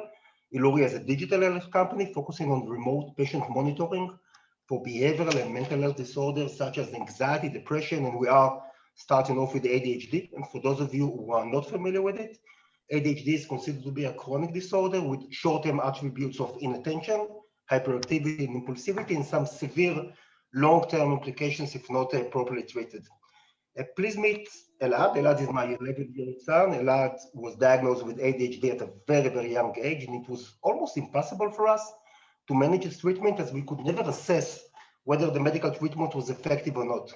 And Elad is not alone. 1 in 10 kids are diagnosed with ADHD, and the treatment is almost completely trial and error based. And the reason for that is that after the initial diagnosis starts a never-ending calibration of the medical treatment as our physiology is changing. And this stage is completely trial and error based using the manual subjective questionnaires, same as it was 20, 30 years ago, with some very poor clinical outcomes and enormous cost, which results from this labor-oriented process. And this is the gap that we're trying to solve. We are developing a solution which will streamline the process and deliver objective and continuous monitoring. And the basic idea is to analyze changes in physiological markers. The system, the software retrieves physiological markers from basically any smart commercial device and a Fitbit. And then we mathematically analyze the changes in these markers to deliver various analysis reports to the different stakeholders. And to elaborate a bit about the technology, as I mentioned, we are retrieving markers from any smart commercial device. And we developed, or should I say trained, algorithms to basically mimic the gold standard in ADHD, which is known as the DSM-5. We completed a very, very successful clinical trial with the largest HMO in Israel. And we started the clinical business and the clinical scale-up process in the States with the Cincinnati Children's Hospital. And just to sum up the product side, I'll present you with the old versus the new. So in the current method, using, again, the manual subjective questionnaires, usually after a month of proactive observation, the physician can reach some sort of a decision, again, basing it on subjective inputs, whereas in the new approach, using completely passive measurements, we can deliver passive and objective and continuous monitoring in many different time layers, the daily patterns, the ongoing patterns, condition models, and so on and so forth. A few words about the business. We are targeting the institutional market with the combined value proposition of not only better caregiving, but also immense cost reduction. The parents are always a very valid target as well. And in some cases, they might be approached as the lowest hanging fruit strategy while leveraging existing ecosystems that streamlines processes, ADHD processes to parents, such as ADHD My Way by Amazon Web Service. There are some other very interesting markets which might have very good potential, but it's a bit too early to elaborate on them yet. The total addressable market is quite large, taking into consideration the overall prevalence and the specific segments we're targeting, the cost reduction, which we basically solidified in the clinical trial, and the estimated price point. To conclude the presentation, I'll describe our current status. We've done a very, very long kickoff phase with lots of validation. We secured the IP for ADHD, anxiety, and depression. We got initial funding both in the form of dilutive and undilutive investment. I mentioned the 2 clinical trials that we started, and we are scaling up the clinical and business process in the States with Cincinnati Children's, and we are looking to raise to complete the seed round for 3 purposes: to move to production level with systems such as ADHD My Way by Amazon Web Service, to complete the POC at the States with Cincinnati Children's, including initial integration, and to facilitate the scale-up process we're starting with a consortium of providers in Europe. A few words about the team. In the internal team, we have many years of business data analysis and development experience, mostly in medium-sized companies, which some of them afterwards exited. And in the external team, we have assistants from both physicians and computational biology experts. But aside from them, we are getting a lot of support from the providers we're working with, from our business partners, and we recently signed off a cooperation with the Takeda, kind of new. This is more of like the pharma aspect. As I mentioned, we are looking to raise the seed round to complete production level MVP, to conclude the POC in the States with the Cincinnati Children's and the EU scale-up, and to facilitate the cooperation with ADHD My Way by Amazon Web Service. Thank you so much. Thank you, Haggai. And let's see who wants to ask a question. I'll go, Hubert. Go ahead. Great presentation. Looks like a very compelling technology. I was curious as to sort of, you mentioned, a whole slew of target markets. I was just kind of curious, what you think the number one target market you're going to go after. And then have you also thought about a partnership or strategy where you sell through the telehealth provider base? Yeah, so starting off with the second question, the answer is definitely yes. I mean, technologically, the overall concept is of a SaaS concept. So basically integration with a large ecosystem that streamlines remote patient monitoring is might be very appreciated. We are not there yet. We have some initial discussions, but it's not informal.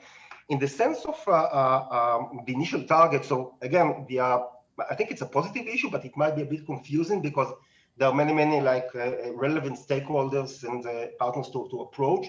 We are starting off with the large providers, the providers or the ACOs plans, meaning the guys with the capitated reimbursement, in the sense of allowing them to touch base with the dual value proposition, the better caregiving, and maybe even utilizing existing HEDIS codes. There's one specific code for ADHD, and obviously benefiting from the cost reduction or utilizing existing coverage mechanisms. So we are starting off with the larger providers. All right, yeah, that makes sense. Time for one more question. Hello guys, Shlomo here, Shlomo Harness. One question on the competition, you do contrast with the existing paper questionnaires and the standard of care. Are there other potential competitors that are doing a technology-based approach? And to what extent do you differentiate from those? Yes, so I'm smiling because actually the biggest competitor is a system which was developed and been in production for many years inside Cincinnati Children's Hospital. When you're looking at the large providers, so the advanced one actually developed in-house remote patient monitoring solutions designated for ADHD. In Cincinnati Children's, this system is known as MeHealth for ADHD. And basically it's a competition because they are streamlining remote patient monitoring processes for ADHD. The problem with these systems is that the data fit is, again, the questionnaires. So you have to type it in, it's subjective, it takes a lot of labor. So specifically with them, the goal is to be like an engine, which will at the initial stage coexist with the current engine, questionnaire-based engine. But obviously there is competition mostly from internal development by the large providers, the advanced ones. All right. Well, thank you, Haggai. We've come up on time. So thanks for logging in and have a great rest. Well, we'll see you at the, hopefully you'll stay for the keynote as well. So meanwhile, I can welcome our next speaker, Rob Ayling of Spectrum Disinfection. Rob, the floor is yours. Can you see the screen? Yeah, I can hear you. I cannot see you. So up to you. Want to turn it? Let me just do that now.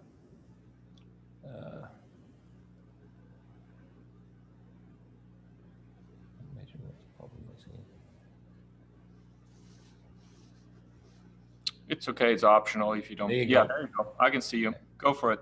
All right. So this is Rob Ayling, and I'm the founder and CEO of Spectrum Disinfection. I know many of you here, and it's good to hear you again and see you online. We have a new surface disinfection company that is better than the legacy brands. It's safer to use, and it's certainly better for the environment. And we're raising money for that right now. Even before COVID came along, infectious disease was a huge problem for the world, all around the world. 1 in 4 deaths caused by some sort of infectious disease. And if you've tried to buy disinfectants in the last 12 months, you certainly know that the consumer is really aware of the importance of surface disinfection as a way of keeping them safe from infections and pathogens. At the same time, there's been this long-term trend where consumers are really becoming aware of the implications of disinfectants. We believe our platform that we can develop using our core technology is much better aligned with modern consumers. It's superior in terms of its disinfecting power. It's much safer to use than the legacy brands, and it certainly has a better environmental footprint. Chlorine dioxide is widely used as an industrial disinfectant. It's used to disinfect our drinking water. It's even used to clean vegetables and produce before you buy it at the supermarket in order to keep us safe from E. coli. But it suffers from instability once it's in solution. So it has to be mixed at the location of its use and used quickly because it degrades rapidly. We have patented methodologies to stabilize chlorine dioxide. So now we can bring this chemistry to the consumer, commercial, and healthcare markets. So this is a sort of typical range of disinfecting products you would find at the supermarket. And for Clorox and Lysol, who are the big players, they have to substitute platform technologies in order to get products like this into the market. You would not use Clorox bleach in a surface wipe that you would put on your skin, for example. On the other hand, our platform and the brand we can build around that can develop products across this whole spectrum, no pun intended, that meet all of the modern disinfecting needs. And so for the first time, our brand will represent for consumers better disinfectants that are safer to use around the home, their family, their pets, and certainly disinfectants that they will associate with a better environmental outcome. This tells you at a glance that our platform is simply superior to that of any of the legacy platforms. There's a lot of detail here and I can answer questions. We think the market's around 25 billion today. It's growing rapidly because of the consumer awareness of the importance of surface disinfection. The market's dominated by legacy brands who spend their money on sales, marketing, and distribution. And it's dominated by 2 brands in particular, Clorox and Lysol. We like to call it a duopoly. The reason we started our company, the reason we get out of bed every day, and the reason we're here today is because we believe our platform can severely disrupt this market. And at the same time, we can do some good because of our better environmental footprint. Our first products will be consumer sanitizers. We're already testing for the EPA. We have the formulations done. They'll be sold directly through an online portal. And at the same time, because we are not going to make our own products, we expect to sell into brick and mortar through the distribution channels of our co-packer. With the right fund backing, in other words, another round of venture funding, we can have extensive product sales into retail brick and mortar and eventually the professional institutional healthcare markets. If we get the right backing, we can get to 100 million in 5 years. Our patents are a significant barrier to entry to anybody trying to replicate our technology. It's powerful, but it's easy to make. We're asset light. We're not going to build manufacturing capacity, and we can put that money into sales, marketing, product development, etc. We are about to sign a deal with a consumer packaged goods company that will act as a path to market for early products, but also a potential co-packer. And of course, our direct to the consumer model right now is entirely appropriate for a startup company. This is the brand that we have filed for a trademark on. Our team is complete. We don't need to add anybody to get our first products to market. Chris Spillett and Steve Kong are PhD chemists. They have nearly 50 years at the Clorox company, so they really understand the market. And Ryan Schemmel, who will join us full-time with enough funding, is a sales, marketing, and e-commerce executive, last with the Lysol company. So we have the major companies covered. Ed Harris and I are serial entrepreneurs. We know how to run these companies, get them going, and get them sold. We're looking to raise up to 750,000 in convertible notes. We're already closing on those notes. The terms are attractive, and we'd love to hear from you if you're interested. Thank you. Excellent. Thank you, Rob. And let's see who has a question. Raise your hand or just unmute yourself. Go ahead, Lucas. Hi, Rob. This is Lucas Rodriguez. Could you talk a little bit about your pricing strategy and maybe contrast it compared to the competition? Yeah, so it's early days, but we know generally what our manufacturing cost is going to be. Our pricing strategy in terms of online will definitely undercut the Lysol and Cloroxes of the world. We also believe that we can offer supermarkets, if we're selling directly into supermarkets, we can offer a better margin to retailers, and that is very attractive to them. People say that you need to buy your way in. Our experience, and again, I'm talking for Ryan Schemmel, who's our ex-Lysol executive, the reality is that if you offer a comparable product and you offer a better margin, you'll get supermarket shelf. We also plan to use partners to get products to market, so they'll sell under their own brand products developed by us. So in a nutshell, that's our pricing strategy. Okay, let's see who else has a question. This is William. Do you have any revenues yet? Are you selling anything yet? We are not. We are about to sign, fingers crossed, a deal with a major consumer products manufacturer, and we will get money from that, which will go to support our product development. We are already testing for our first EPA filing, and that's probably about 3 or 4 months away, but we have no product revenue right now. And so the product isn't actually ready right now. That's why you need the CPG deal to get money to get the product ready. Is that correct, to get through the APA? For the EPA, no, this is a parallel path. We are raising money to get our first products to market. We will sell directly through our own portal. At the same time, a partner who can both manufacture and launch products that we make and pay us royalties and manufacture products for us is a second strategy, so that we don't have to hunt around and find another party to make our products. Okay, we've got time for one more question. Yeah, this is Lucas Rodriguez again. You indicated, or have been indicating, that your product is superior to the Clorox and Lysols. Yep. You indicated, right, that you have some new chemistry that extends things like shelf life and usability. But could you kind of expand on the value proposition compared to those products? Well, let me just go back to the slide I think you're talking about. So, for example, and this is, a non-chemist talking. We have 2 PhD chemists who I can expand on offline. But for example, if you put Clorox bleach onto a food preparation surface where you have organic matter, so you have steak, fish, chicken, whatever, and you spray that on there, it will react and leave carcinogenic byproducts. That means you have to wash it, rinse it, and dry it in order for it to be safe. Our product you don't have to do that. You can simply spray it and leave it. There's no wiping and no rinsing. That's a significant advantage from an environmental point of view and also a safety point of view. Similarly, if we have a aerosol spray, Lysol has an aerosol spray, but it leaves VOCs in the environment. These are all factors that the environmental regulators are looking at. Ours does not. And when it comes to killing power, that's quite technical, but simply put, ours can be more effective killing pathogens quicker than any of these legacy brands. Okay, we will wrap it there. And thank you, Rob, for dialing in. I assume from Colorado? I'm in San Diego right now. San Diego. Okay, well, I'll be in your neck of the woods this afternoon, but okay. A little bit further up the road. Okay. Javier is with Biosapien, and he's pinch hitting for Khadija Ali.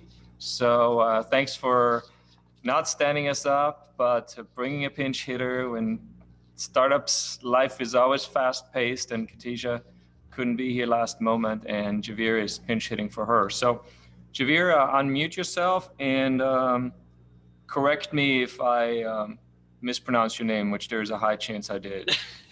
No, that's not a problem at all, Hubert. Thank you for having me as well. I'm calling in from London, England, so hope you guys are safe and well as well. You can call me Jay, Hubert. Most people do, so no problem. So I'm here to speak for Khadija, so apologies that she couldn't be here today. But I'm going to talk to you a little bit about Biosapien. So a lot of the things that you see here won't be a surprise to many of you. I mean, chemotherapy affects people in a very, very systemic way. The side effects of chemotherapy are quite nasty: nausea, vomiting, fatigue, hair loss. Everyone knows these side effects. And what's more than this, you've got to go into the hospital maybe 2 or 3 times a week. Sometimes you can have that at home, but it's a big burden on your lifestyle as well to be able to have to go and do that. Both Khadija and I have personal experiences of going through this process with our family members. We've seen family members have these very significant side effects from chemotherapy, and it's been particularly difficult for both of us.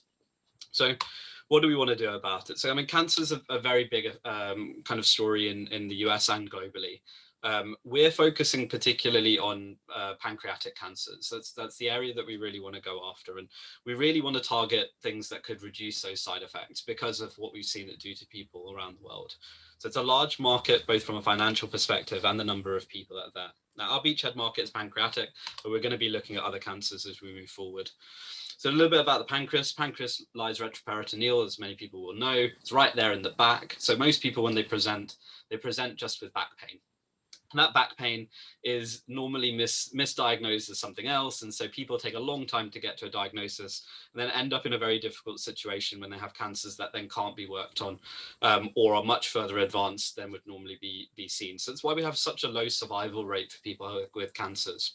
What tends to happen is very expensive and very invasive Whipple procedure is done, and people will go in and see that the tumor is wrapped around quite a lot of the blood vessels, and they won't be able to do much else, and they'll close the person up and put them onto palliative care and systemic chemo. We want to provide a different option for those people. I'll move quickly through the team because we haven't got too much time. So this is the Medi Chip. The Medi Chip is the first product from Biosapien. As you can see, there are 4 wings to the chip. Those wings are sutured down onto the surface of the tumor or where the tumor has been resected from.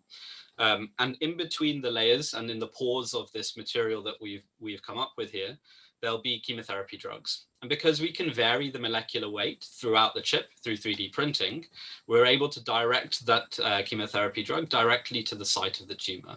So that systemic toxicity that happens when you deliver chemotherapy intravenously is actually reduced quite significantly because you're not getting it going all the way around the body being taken there by your blood. And so what actually ends up happening is the bioavailability becomes much higher at the site of the tumor, which through our trials we've been able to show has a much greater effect. We can show it can have localized release over a period of time, reduces the number of visits that people need going into hospital. There's a big significant difference between our material that we're using against the current standard for some of these implantables. And we're also being able to show that you can use different molecules. So we can actually include any small molecule in there. And we're even starting to 3D print with biologics at the moment. Lots of different applications. I'll again move through this because we haven't got too much time and I want to show you some of the data. So some of the data about the Medi Chip, we showed we could release, the release profile was consistent across 30 days and now even longer. We've shown up to 6 months now. And we can show that that release profile happens about every 6 hours. We can release a very standard amount of the drug or of the chemotherapy. We also showed no systemic toxicity. We showed that there wasn't anything in the heart, the lungs, the kidney, and the spleen, and the liver. When you then put that chemotherapy into the person using this chip, into an animal, sorry, using this chip. Haven't done it on people yet. This is where the data got really interesting. So we showed using a trial on 36 mice that we can reduce the actual total toxicity and we can actually improve the immunoprotection that the body has themselves. We can also reduce the tumor burden, the tumor size over time. So if we look at an untreated chip versus an untreated mouse, sorry, versus the 5FU chip versus soluble 5FU given intravenously, we showed that the white blood cells and the monocytes were significantly protected when we used the chip. What we also showed was that was a sustained profile over a period of time, and that also the tumor size, if you look at the graph on the right, the tumor size was particularly decreased as well. So on to just where we would implement this. We would implement this across multiple parts of the clinical pathway, but we're working with Memorial Sloan Kettering and the University of Iowa alongside a couple of other clinics to help us work out where we could place this chip. At the moment, it's very much going to be for people who are having surgeries to resect pancreatic cancers. But we, as you can see from this diagram, we could potentially place this in multiple different parts of the clinical pathway. That's being designed at the moment and will be kind of further iterated through our Series A. multiple different pathways. We're going through something called 505(b)(2) with the FDA, which I'm sure you'll know a lot about, in order to get regulated and be able to bring this to market. And then just finally, we're currently raising a bridge round. Most of that is already committed. We've got $400,000 left to raise there, with pre-commitments on the Series A totaling up about $6 million. And we're ready to start putting this into market. Final thing to mention as well is that patent was already filed and granted, so we already have the patent in place. Very good, thank you. Let's see who has a question. I think I see Lucas is unmuted. Yeah, so hi Jay, this is Lucas Rodriguez. It looks like a lot of your data is supportive of the safety profile you guys are pitching as a value prop there. Could you talk a little bit about whether you've done any kind of pancreatic xenograft studies to show efficacy of reduction of tumor size relative to just systemic dosing of the same compound? I can speak a little bit to that. I'm not one of the scientific guys, Lucas, so I'll do my best. But in the last trial we ran, we did give systemic chemotherapy to those mice along with the 5FU chip. And we also gave something called a homogeneous structure chip, which doesn't have the varied molecular weight to show the efficacy against those. Those don't exist on the market at the moment. And we did manage to show a reduction in tumor burden there, but I'm happy to send you some data afterwards, just from some of the more scientific guys, because I know those studies have a lot more data than I'd be able to describe to you today. I sit more on the business side of the business, so apologies for not being able to answer that today. Oh, wonderful, thank you. Let's see. Hello, thank you for the presentation. This is Shlomo Harness. Question on the competition. Can you speak a bit more to other competitors or approaches in development for localized delivery of these therapies? Yeah, no, thanks for the question, Shlomo. And I've put up on the screen just a couple of the competitors that exist within this space. I think the group that we consider the kind of closest to what we do are Panther Therapeutics. They use a very different material to us. They actually use PEG and PLGA and things like that. We consider our differentiation to be the material that we use, which I'm happy to share what that material is offline, if that helps. And the material that we use is actually entirely hydrophobic. So the reason we're using it is, one, because of its safety profile with the FDA. It's already proven because it's used today in other therapeutic areas. But the other reason is it doesn't have any interaction with the cells in the body. So you don't get dose dumping, and the release profile of it is quite consistent. So we use this, and we've patented that technology specifically to be able to make ourselves differentiated against others in the market. There is another set of products that are 3D printed, but are more kind of in the blood system. So they're actually 3D printed release molecules which are placed in blood and then activated using things like ultrasound into the body. So there are a few others that are very early stage that are looking at similar types of things using very different techniques. But we're definitely one of the few that are using this material. Okay. Let's see. I think we're gonna wrap here. There was a question in the Q&A, Jay, on whether the chip can be refilled or it self-elutes. I think I know the answer, but I'll let you give me a 10-second answer on that. 10-second answer. The chip breaks down in the body, and then it's mopped up by the macrophages in the body. So it actually breaks down, and that's what's releasing the drug into the system. So if you needed to top up the dosing, you'd need to put another chip in. But we're working out how we might do that using robotic surgeries with people like Medtronic and others. So yeah, we're currently looking into how we would do that. Got it. Thank you. And thanks for pinch hitting once again. No problem at all. Greetings to London. You didn't say where you are, in London or? I am in London, yes. Okay. Greetings.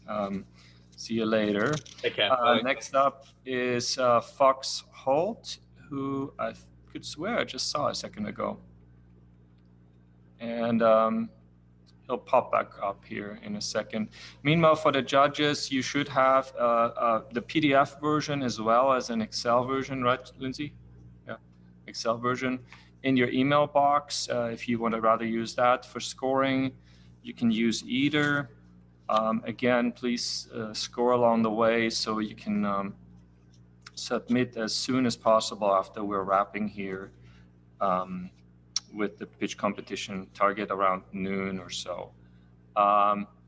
Fox was here a second ago, and he actually is in the office. That's why I'm looking around here and to see what happened or whether we have to skip him.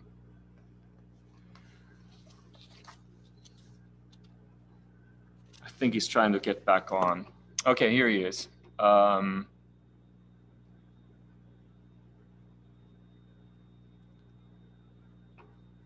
Lindsay, do we need to skip or? He says he's here. I don't, so Fox, I don't see your, oh, here we go. I see you now. And sorry about that, guys. Go ahead and crashed right as I was joining. So go ahead, share my screen. All right. I cannot. Go ahead and share your screen, please.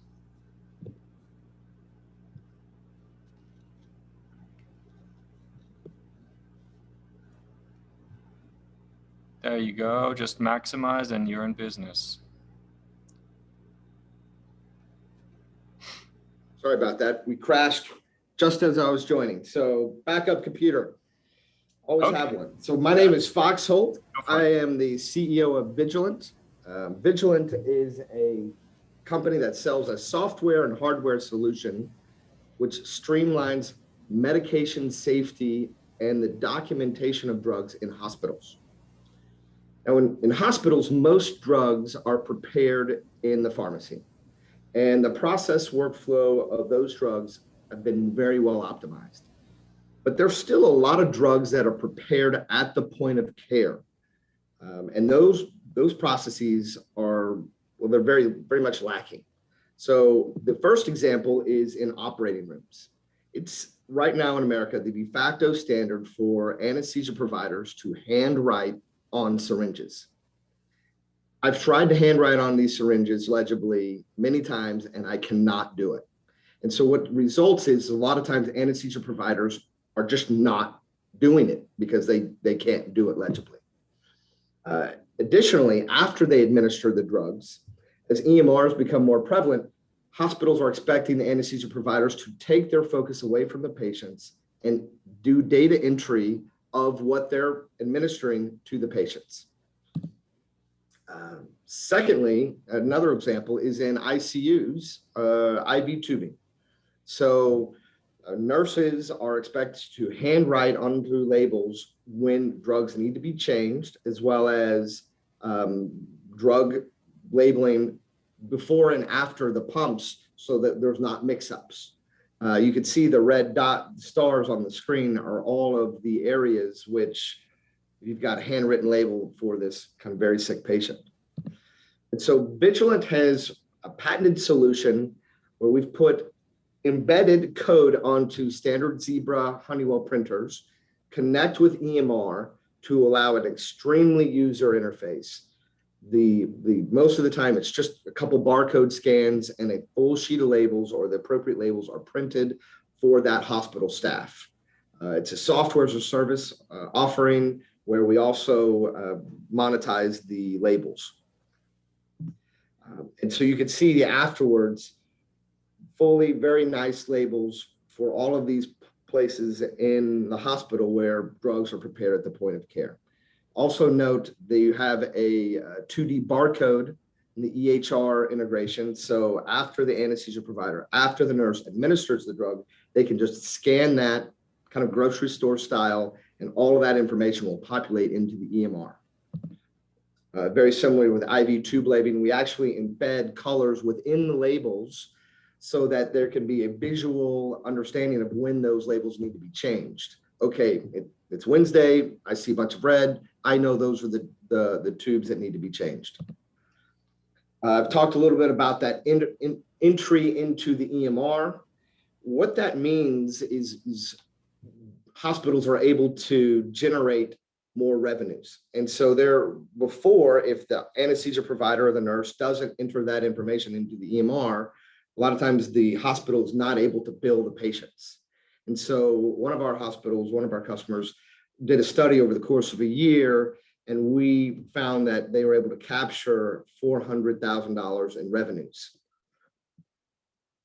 That represented about a 3-month payback. The progress to date, we've got 2 patents that have been issued. We've got great protection in the integrations that we have with Epic and Cerner. Got several very, very happy customers that are hospitals. And what's very exciting to me is a lot of our installations are into 1 or 2 of very, very large systems. So we can use those as case studies, success stories to expand very rapidly. One of those is Texas Health Resources. We've got a couple of their surgery centers, and now we want to expand in the hospital market. Over $1 million in sales to date. The market size includes both hospitals and surgery centers, and we estimate that to be about $1.5 billion. We do have a competitor, Codonix has been around a little bit longer than we have. The problem with their technology is they use inkjet. It takes an anesthesia provider about 2.5 minutes to print the labels. And that's the worst kind of cartridge where the red, the green, the blue are all in one. So if you're out of red, you got to replace it. It's just not, inkjet's just not suited for organizations. The team is really spectacular. Our founder, Dr. Peter Beck, has been an anesthesia provider for 17 years, but he also has a double E from Johns Hopkins and can code. Not a lot of anesthesiologists who actually code in the world. Jeff Fontaine, 20 years of healthcare IT experience, mostly in the printer space, knows the space very well. Dr. Sergey Ilyev and myself, I'm a serial entrepreneur who's got investment banking experience at Morgan Stanley, equity capital markets, and computer science, and had a successful exit already. With that, I'll take any questions.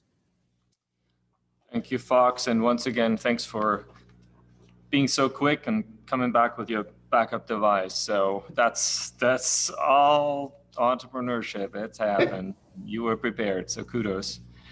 Let's see who has a question from our judges. Sunny? Yeah, well, very good technology. So can you share, Fox, where you are with this business? So we've installed it in 20 hospitals. Last year, we were actually cash flow positive as a company. We had income. We are just trying to go from the onesie twosie hospitals and sell it into the system and make it kind of the standard of care for the systems. And that kind of takes a little bit of time, and that's kind of where we are. Fox, this is Mark Clark. This is a SaaS model, correct? Yes, sir. It's mostly SaaS with the label revenues as well, which are very nice. Have you had any issues or concerns around connectivity, being able to, let's say, from a surgery room or from an ICU to be able to communicate? Or is it hardwired or is it wireless, I guess? It's wireless. Actually, a lot of our solutions, we can pre-program them with those barcodes, NDC codes, to where a lot of our customers don't even integrate with the network. And so we could put it in there without network connections. We don't recommend that because managing devices that aren't networked is not ideal. But our business model is get the printer in, get it functioning, get the tickets to connect to the network, and so don't slow you down by IT. Okay. Okay, I think we're gonna have to wrap here. Well done, Fox. And next up is Barry Linder with Reopia. So Fox, if you could unshare your screen. There we go, and Barry can share.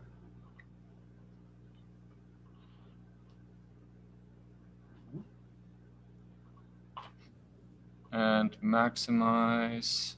There we go. All right, the floor is yours, Barry. Okay, thank you. And good morning. My name is Barry Linder. I'm President, CEO, and co-founder of Reopia Optics. Today, there's a growing myopia pandemic worldwide, and that's a pandemic of nearsightedness. So the natural question is, why? What's happened? Well, in the past, children spent their time playing outdoors in the sunlight, running around. Whereas today, what's changed is whether they're indoors or outdoors, there's a very high likelihood they're spending a lot of their time on some kind of device that's right in front of their face. It had been thought that myopia or nearsightedness was completely genetically predetermined. Today, we understand it's entirely driven by the environment, although genetically predispositioned. So the result is today about a third of the world is nearsighted. Predictions are by the year 2050, half of the world will become nearsighted. It might seem like that's just a nuisance, having to wear glasses. However, it has a lifelong impact on quality of life, not just because of expense and inconvenience, but the most critical thing is as the eye grows, there are blinding complications in about 10% of myopic cases. The economic impact on a global scale is enormous, and this is a growing pandemic. So our mission is to prevent nearsightedness and fight this global myopic pandemic. The time to do this is at the earliest age possible. The eyes continue to grow through the early 20s, but start in very young children, 3, 4, 5-year-olds. And in the US alone, there's about 30 million in this age group, 9 million of which are already myopic. This is a multi-billion-dollar market just looking at the US. And our approach is to leverage the growing eye's plasticity by modifying the visual input with proprietary optics. These are spectacles, will be compatible with standard frames and of course effective and affordable and safe. The major categories of intervention in myopia are spectacles, which is the category myopia is in, drops, and contact lenses.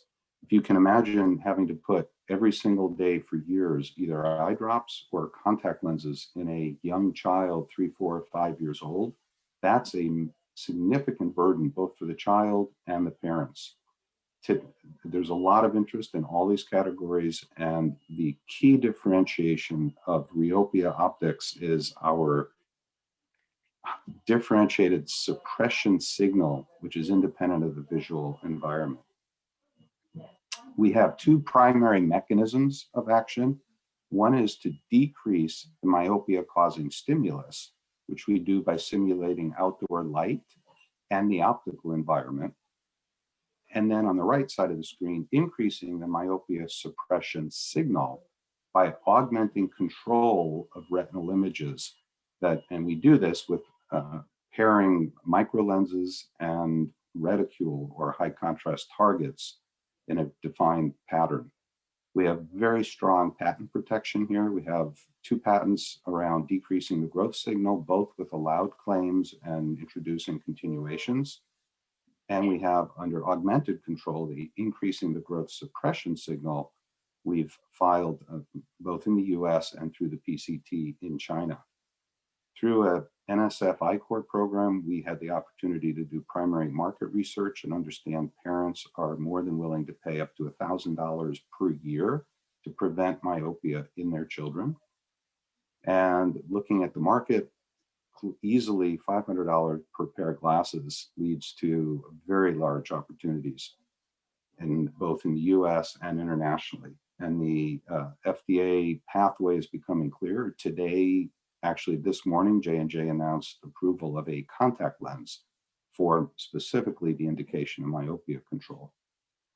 So we are in preclinical stage. We have a relationship with the Singapore Eye Research Institute where we are conducting CHIC studies. We'll optimize the lens design, conduct the pilot clinical, and expand our IP portfolio. We will then move to a large randomized control trial and design for manufacturing and seek regulatory approvals. Besides myself, my co-founder has over 60 patents under his name's PhD in optics. And Tom Aller and Dwight Ackerman are 2 of the leading key opinion leaders in myopia control worldwide. And I thank you. I'll take any questions now. Thank you, Barry. Let's see who has a question. Ari, I have a question. This is Rocky. Have you guys thought about bifurcating the frame from the lens to unlock the wholesale channel? Absolutely, yes. I didn't get into our go-to-market strategy, but we are definitely seeking commercialization partners. And so as you can imagine, there's a range of companies that we would be speaking to, some of which are spectacle manufacturers, others are perhaps in the contact lens space, but looking to have a spectacle at the front end. So depending who our commercial partner is, we could take different approaches. But yes, we would definitely do as you've mentioned. Okay. Do we have another question?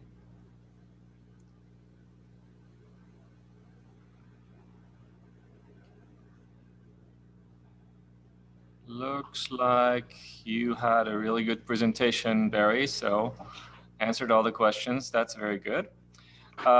So let's move on to Rajesh and Carriosoft.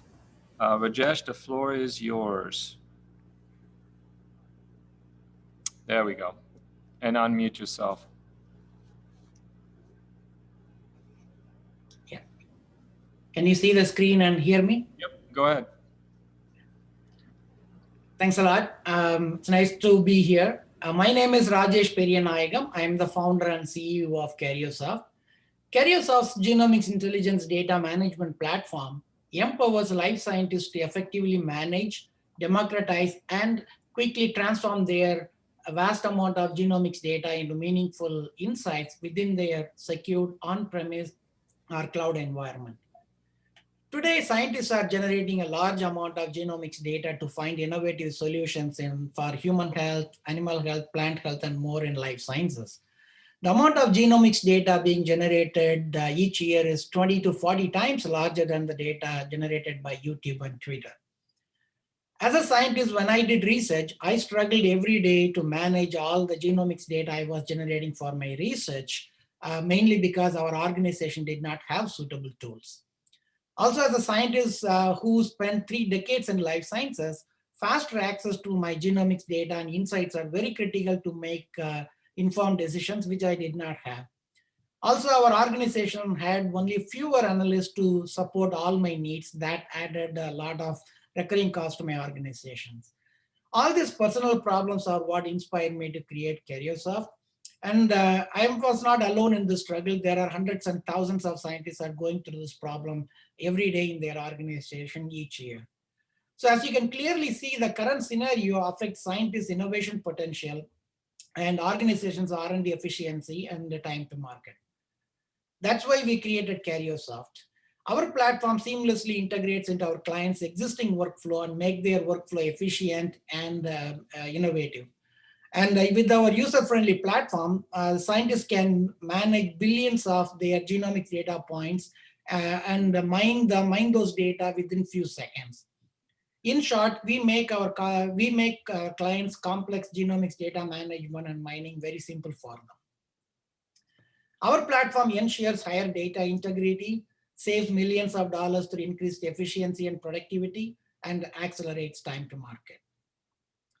We are unique in several ways compared to our competitors. For example, data security is one of the most important features our clients are interested in. That's why we chose suitable backend technologies in our platform so that they can manage and mine billions of genomics data points within their secured custom cloud or internal server behind the firewall. As you can see, in many ways, we complement our competitors rather than competing with them. Although our market spans various verticals in life sciences, we plan to start with the ag biotech industry, mainly because of my extensive background in that domain, which amounts our target market size to close to $500 million a year. And we plan to expand to other verticals in life sciences, such as pharma biotech and eventually healthcare, which will increase our market size to more than $1 billion a year. We offer annual subscription licensing to our clients. One of our revenue streams is through direct sales. Our end users are life scientists conducting research using genomics data in industries, academia, institutes, and federal entities. Our second revenue streams is through strategic partnership. we serve the needs of the same end users by partnering with sequencing companies like Illumina, genomic CROs, and cloud providers like AWS Genomics and more in life sciences. As you can see, there are more business opportunities than what we are currently working on. We are proud of our accomplishments to date. We made a significant progress in product development, team expansion, fundraising, and traction increase. We will continue making progress in all those 4 areas, especially on the product development and traction increase. At the end of the 3rd year, we hope to generate revenue of up to $3.8 million, which might look small, but as you can see, genomics analytics companies like ours in that revenue range are getting acquired with the 50x return of investment. So we are optimistic that we give better return of investment to our investors. We are seeking your help for introduction in ag biotech, pharma biotech, and healthcare for collaboration or partnership opportunities that will help us to achieve our business goals. Our team is our greatest strength. Our team has extensive expertise on genomic software development, sales, marketing, and finance with more than 125 years of experience in this domain. And in short, our team has required expertise to build a successful startup company. In summary, we are Karyosoft. We bridge the gap between the genomics data and the life scientists and empower them to find innovative solutions for human health, animal health, and plant health, more in life sciences faster. Thank you. Thank you, Rajesh. And let's see who has the first question.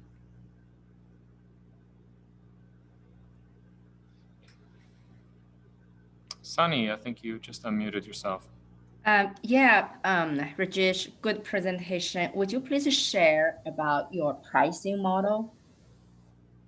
That is a good question. I mean, we are currently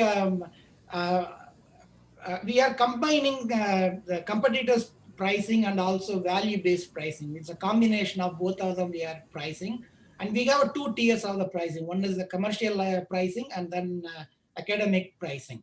So the commercial licensing price per user can vary anywhere from $3,000 to $6,000 per user in our organization. And then academia is lower than that. Thank you. Did I answer your question? Let's see who yes, has yes. Yeah. Yes, thank you. We have another question.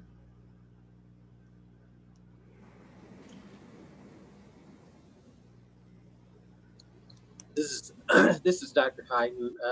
Could you talk a little bit about your competitors and who you're selling against, and then have you had sales? We are currently in the piloting phase. We just sent our first licensing agreement to one of our pilot clients. And our competitor, I mean, that is for your second question. And then the answer to my first question is, here is our competitors' comparison, which I mentioned to you that, I mean, the Genius and CLC Genomics and sequences, and then of course we can call some of the CROs, genomic CROs also can be our competitors. And their focus is mainly on that raw data, how we can be managed and annotation and those type of upstream part of our workflow. But we focus on downstream part of the customer's workflow. That makes us what we do become complementing with our competitors. Okay, thank you. Yeah. Thank you. Hi, Rajesh. Right, real quick question, Lucas, go for it. Very quick, same line of questioning. How do you compare to sort of the custom software solutions that a lot of the larger CROs and larger pharmas are typically implementing, right? Where they'll build out a custom software solution in-house, right? That's very specific to their programs. So how do you compare to that? Because they're not reflected on this competitive advantage. I mean, custom software development, yeah, that's a good point. But what we are, our architecture is basically a central database with search, integrated analytics and visualization as a whole package. That is what we are offering. But if they want to develop custom-based insight, they have to have a 3 manpower to do that. It'll cost them 3 times more than what our price, not 3 times, actually 10 times more than what we are offering for our platform. So this will be cost effective for them when we are developing a product for what they are using. Excellent. Thank you. And thank you, Rajesh. Good seeing you. Next up is Daryl. If you can unshare your screen, Rajesh, please, then Daryl can share his. And Daryl, go ahead and share and unmute yourself. And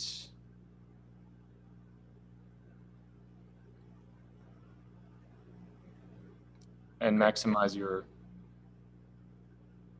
Daryl, can you hear me? Yes, You're on. Yes. Can you see my screen and hear me? Yep. All good. Go for it. Okay, thank you. Hi, my name is Daryl Hyun, co-founder and CEO of Ecoscope. As a biodesign fellow at Oxford University, last year I researched abilities of daily living, such as toileting, and discovered that incontinence is common yet very unknown issue.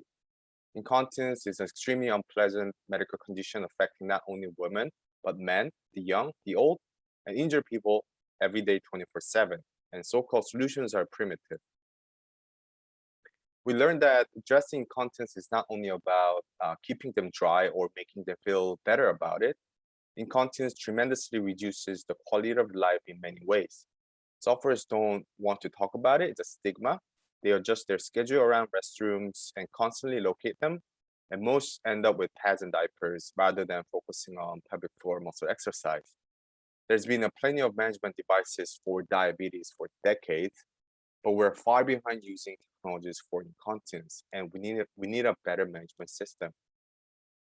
Peter Drucker once said, "You cannot manage if you cannot measure." So let's measure and manage incontinence.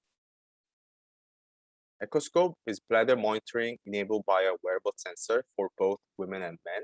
The sensor tracks bladder activity by its volume on filling and voiding, which displays severity and frequency of incontinence on a smart device. Our ultrasonic sensor is placed on the lower abdomen with a sports underwear garment for comfortable and secure attachment. Also, our app provides a platform that connects sufferers and practitioners for consultation and feedback. We filed the US provisional patent, and we're continuing our efforts on product development. On day 1, users place our sensor above the pubic bone with underwear or diaper and install our app. During the first week, the sensor acquires bladder activity and begins analyzing filling and voiding pattern. Users continue using our device and receive predictive notification before making accidental urination, and they can start engaging with practitioners.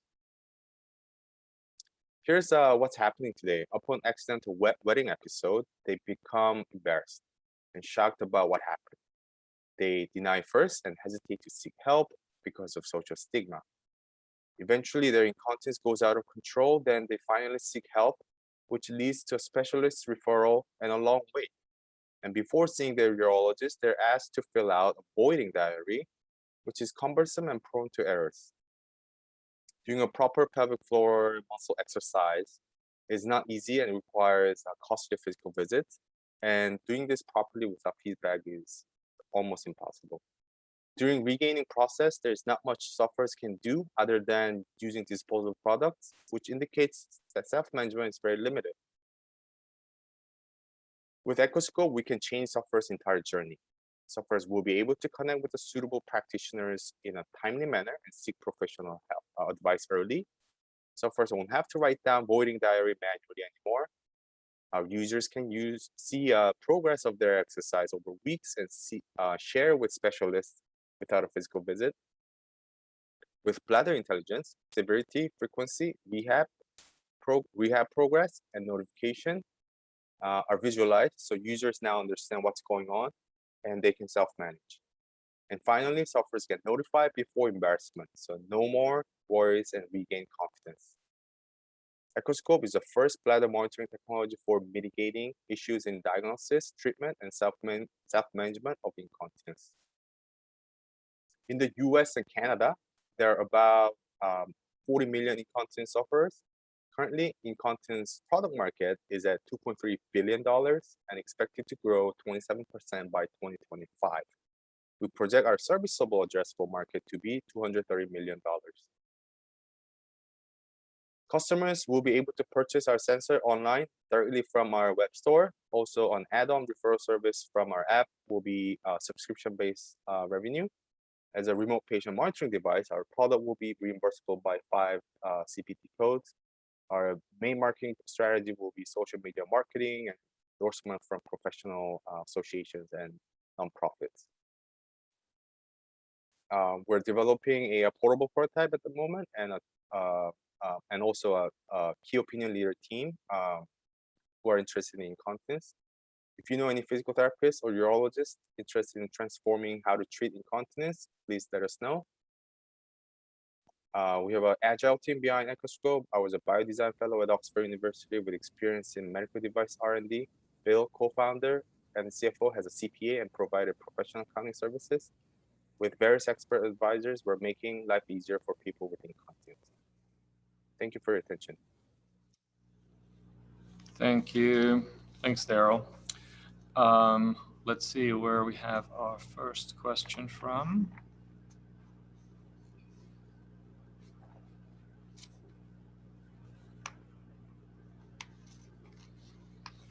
Hey, Daryl. Hey, Daryl, this is William. Hi. Hey, where in the patient journey is this all on the front end as it relates to determining incontinent patterns and predict based on that, then using your AI platform to predict future incontinent issues? Or do you also go into the therapeutic side, or from there, then the urologist would prescribe, various incontinent therapeutic approaches or management solutions? So are you more on the front end that then links to existing products on the back end? Yes. We're more on front end, tracking what's happening with their incontinence episodes, actually what's happening in the bladder, and then also be able to share that information with medical professionals so that they understand what has happened. Not, because currently when they visit, that's the only time the doctors can diagnose this or evaluate. So we like to provide the history of it. And how much patient data did you need to adequately train the AI's predictability? Yeah, we're not specifically thinking like AI algorithm. It's fairly straightforward. Okay. So you don't have to train. It's not trained on a specific patient pattern. It's just patient patterns you see is predictive of it. Yes, I think more important part is measuring the bladder volume at the right interval rate, so that measure the change of the volume and how fast it's filling up. That's more important than predictive analysis. All right, we actually have to scoot on to the next. So I know there was another question in chat. I'll make sure that I'll send that over to you, Daryl, and you can answer it directly. Okay. Sarah Mitran asked the question. Next up here is Summer Babarek. Did I say that right? Please go ahead and share your screen, and you are good to go. You got 5 minutes on the clock, and I started just now, so go for it. Hello, everyone. My name is Summer Babrick, and I'm a co-founder and the CEO of Hera Biotech.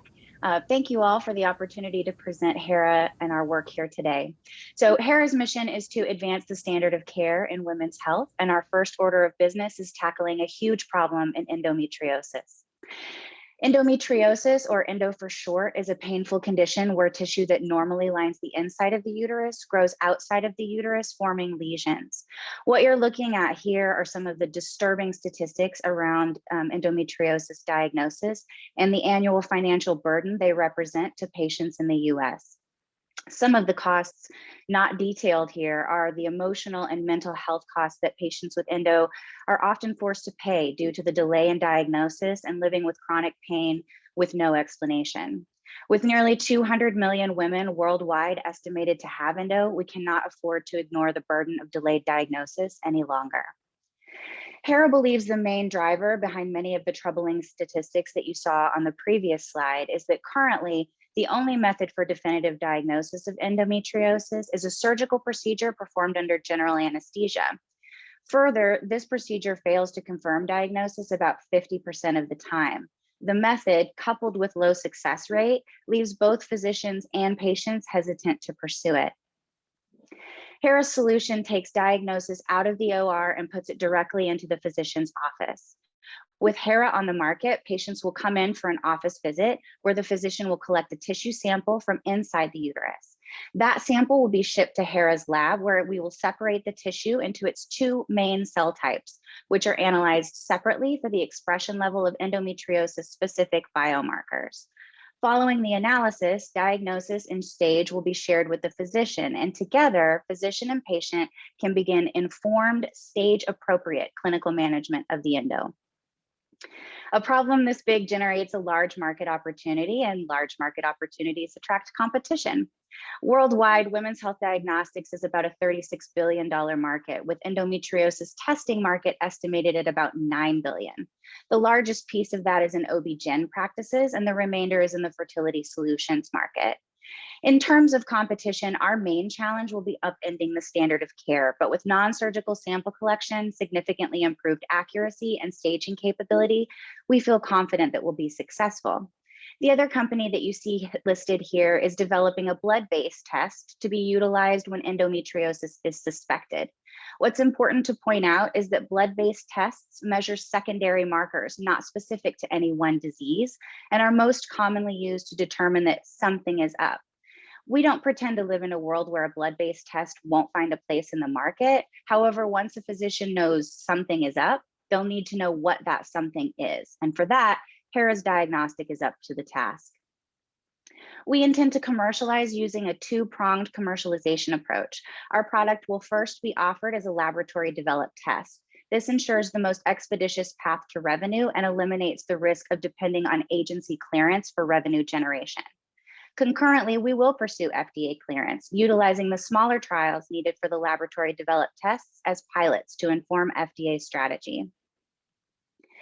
This is our projected income statement. It's important to point out our revenues on this slide are driven by an average reimbursement price of about $3,000, which is consistent with other similar sized gene panels currently being reimbursed. And an adoption rate is driven by plus 100 tests each month. To provide some perspective on that, in year 5, it shows that we're conducting 51,000 tests and that is 1.7% of a total addressable market. That total addressable market is based on a CDC statistic that reports each year in the US, 3 million women report to their physician complaining of an issue with their menses. This makes them prime candidates for our test. We believe there's 3 possible exit scenarios. The first shown here is an industry average for LDT companies. Options 2 and 3 are both upsides, would require FDA clearance, more than one test in the pipeline, and either a large industry participant or an IPO. Something I'm particularly proud of is the team that is making this happen. Prior to founding Hera, I spent over 7 years in a life science VC and have been part of a successful $250 million acquisition. Our team includes the co-inventors of this technology who have unparalleled scientific research experience relevant to this diagnostic. Our board of directors includes industry experts in women's health diagnostics, women's health products commercialization, life science venture capital, and insurance reimbursement. We're currently raising a $1 million seed round via convertible note, paying 6% interest and offering a 25% discount into our Series A with a $15 million cap. This will allow us to complete a 60-patient proof of concept study to follow on our pilot study that we've done, a national phase patent filing, and a pre-submission meeting with the FDA. With that, I'm happy to open it up for questions. Thank you. Thank you. While we're waiting for a question, I'll remind everyone that we've got one more presentation, and update your score sheets, please, if you can. Let's see if we have a question. Shlomo. Thank you for the very clear presentation. One question I have is, if you're testing for established biomarkers in the tissue, what is there to prevent HCPs and institutions from doing home brews, essentially? Yeah, I understand. Sure.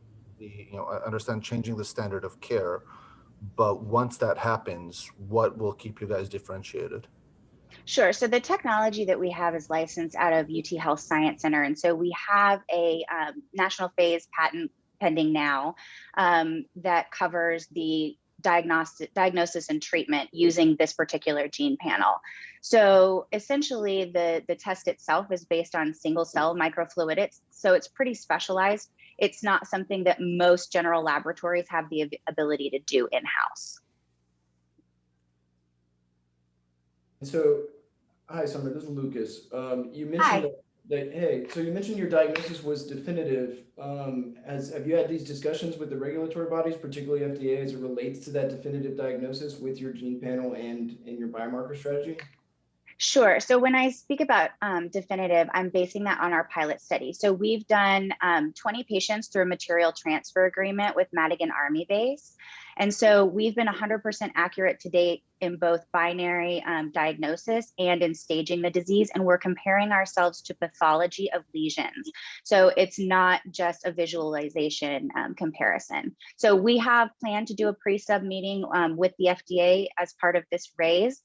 We've engaged a former FDA regulator in the IVD space to help us navigate that process. And he's been very helpful in reviewing that strategy. Okay, I see Clay, 30 seconds. You have a question? No, I'm good. I'm good. Hey, Hubert, William, William, real quick. So on the $3,000 number you talked about on the per test, I think that was the revenue. Are you is that the non-specific codes where you get like $600 for extracting the DNA, $400 to do the test, $400 to do the explanation, or is this specific to your particular test? So the 3,000 would be specific to our test. So when you look at other gene panels in the space that are currently being reimbursed that are about the same size as ours, that's the reimbursement for that actual test. And so we anticipate going through and getting a PLA code and going through the ADLT process with CMS so that we can set our price very similar to Grail's strategy. Got it. Okay, but that's okay. Thank you. Thank you, and thank you, Summer. Next up is David Hoja. David, please go ahead and share your screen, and I'm gonna start the clock. You got 5 minutes. And unmute yourself and maximize, of course.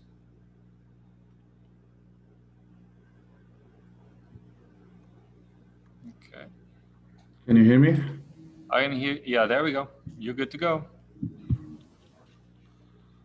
Hi, I am David Hoja, founder and CEO of Parrot Inc.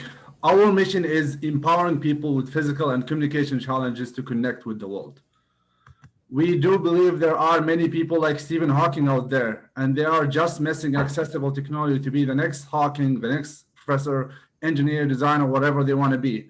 And we're here to help them to achieve their dreams. And I want to introduce my friend Steve Sailing. He was MedVentures landscape designer. His life completely changed in 2006 after diagnosed with ALS. Now he cannot move, even cannot speak with his own voice to his little son. But he has a great spirit by saying, ALS took my voice, but not my soul. People like Steve facing many challenges, starting with ineffective communications. They cannot speak with their own voices, and even they cannot move their body to communicate. At the same time, they require expensive health care. And we're talking about over 200 million patients worldwide with multiple sclerosis, ALS, cerebral palsy, spinal cord injury, and many other conditions. That's why we built Poly, social assistive platform, harnessing the power of AI and machine learning and giving them a smart voice and telecare. So now patients like Steve can communicate in real time with just a blink of their eyes. Poly, we're combining 5 devices in one compact solution. Starting with the main thing we are providing is the communication, which is faster than all other competitors because we analyze and we have a smart prediction based on the surrounding and even based on their conditions. Also, it's compatible with all ability switches, so they can use whatever they can use from eye gaze or joystick, head mouse, and other ability switches. And we provide caregiving by telecare solutions. Here's the first product, which is completely software. They can just download into their smart devices, and they can start using the device. And then the device will start pick up and generate sentences, prediction based on what's happening around them. The second one, it's a communication platform plus the telecare solutions with alarm system and live monitoring. For example, if they're facing emergency, they're choking, or they're falling from the wheelchair or from the bedside, the system can understand that and send an alarm to the caregivers. And we're helping basically three groups. First, as patients with the faster experience compared to all other competitors. Caregivers now, they have less burden on their side because they can check on their patients with remote monitoring, and even healthcare providers with data analytics. Here's one use case, for example, Jack with multiple sclerosis who cannot speak. Now the system understands the surrounding and his nurse and predicts sentences in real time and learn about what is happening and suggest sentences, and all he can do is just with a blink with his eye. Another use case with remote monitoring, can check on people with severe conditions who need special monitoring, especially people on ventilators, or they need special attention. The healthcare team and nurse can check on them remotely. And all our users and even caregivers love our products. Some people, it's wicked awesome, and it's super damn cool, and it's saving money for the patients and the caregivers. And this is our timeline. We have two products: the complete software, the second one, including the telecare solutions.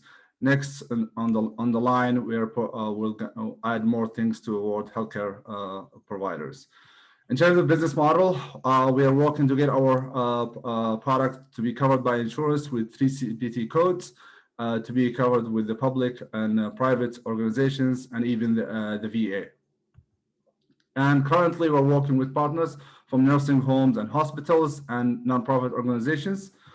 And up to date, we raised over about $500,000 from grants and competitions, and we won Novartis award last year, and we have a partnership with many organizations, patient advocacy, and we have over 6 nursing homes, and we have over 150 users. And we're looking to raise our pre-seed round, which is $600K.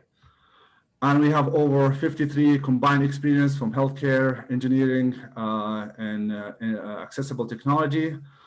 And we have also great advisors from different backgrounds, such as Dr. Roy Cooper, who is a veteran and professor at the University of Pittsburgh, and many others, like a speech pathologist, Katie, who worked in Google, and even business background, like Elise from Yale. And we have been many places winning awards and competitions, such as this, TechCrunch last year, and even we won the South by Southwest 2 months ago as well.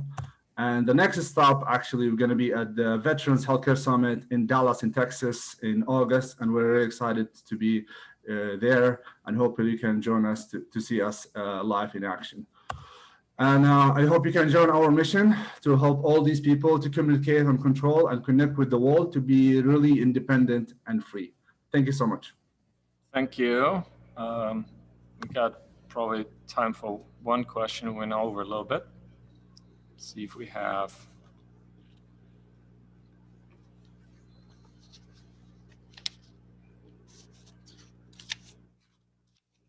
I know it's Central Time at noon, but did you have to start lunch right at 11:59? Ah, man, you answered all the questions, David. Here we go. Well, I'll ask a quick one. Yeah. What is the cost of goods and in your product expected to be? How much to build it?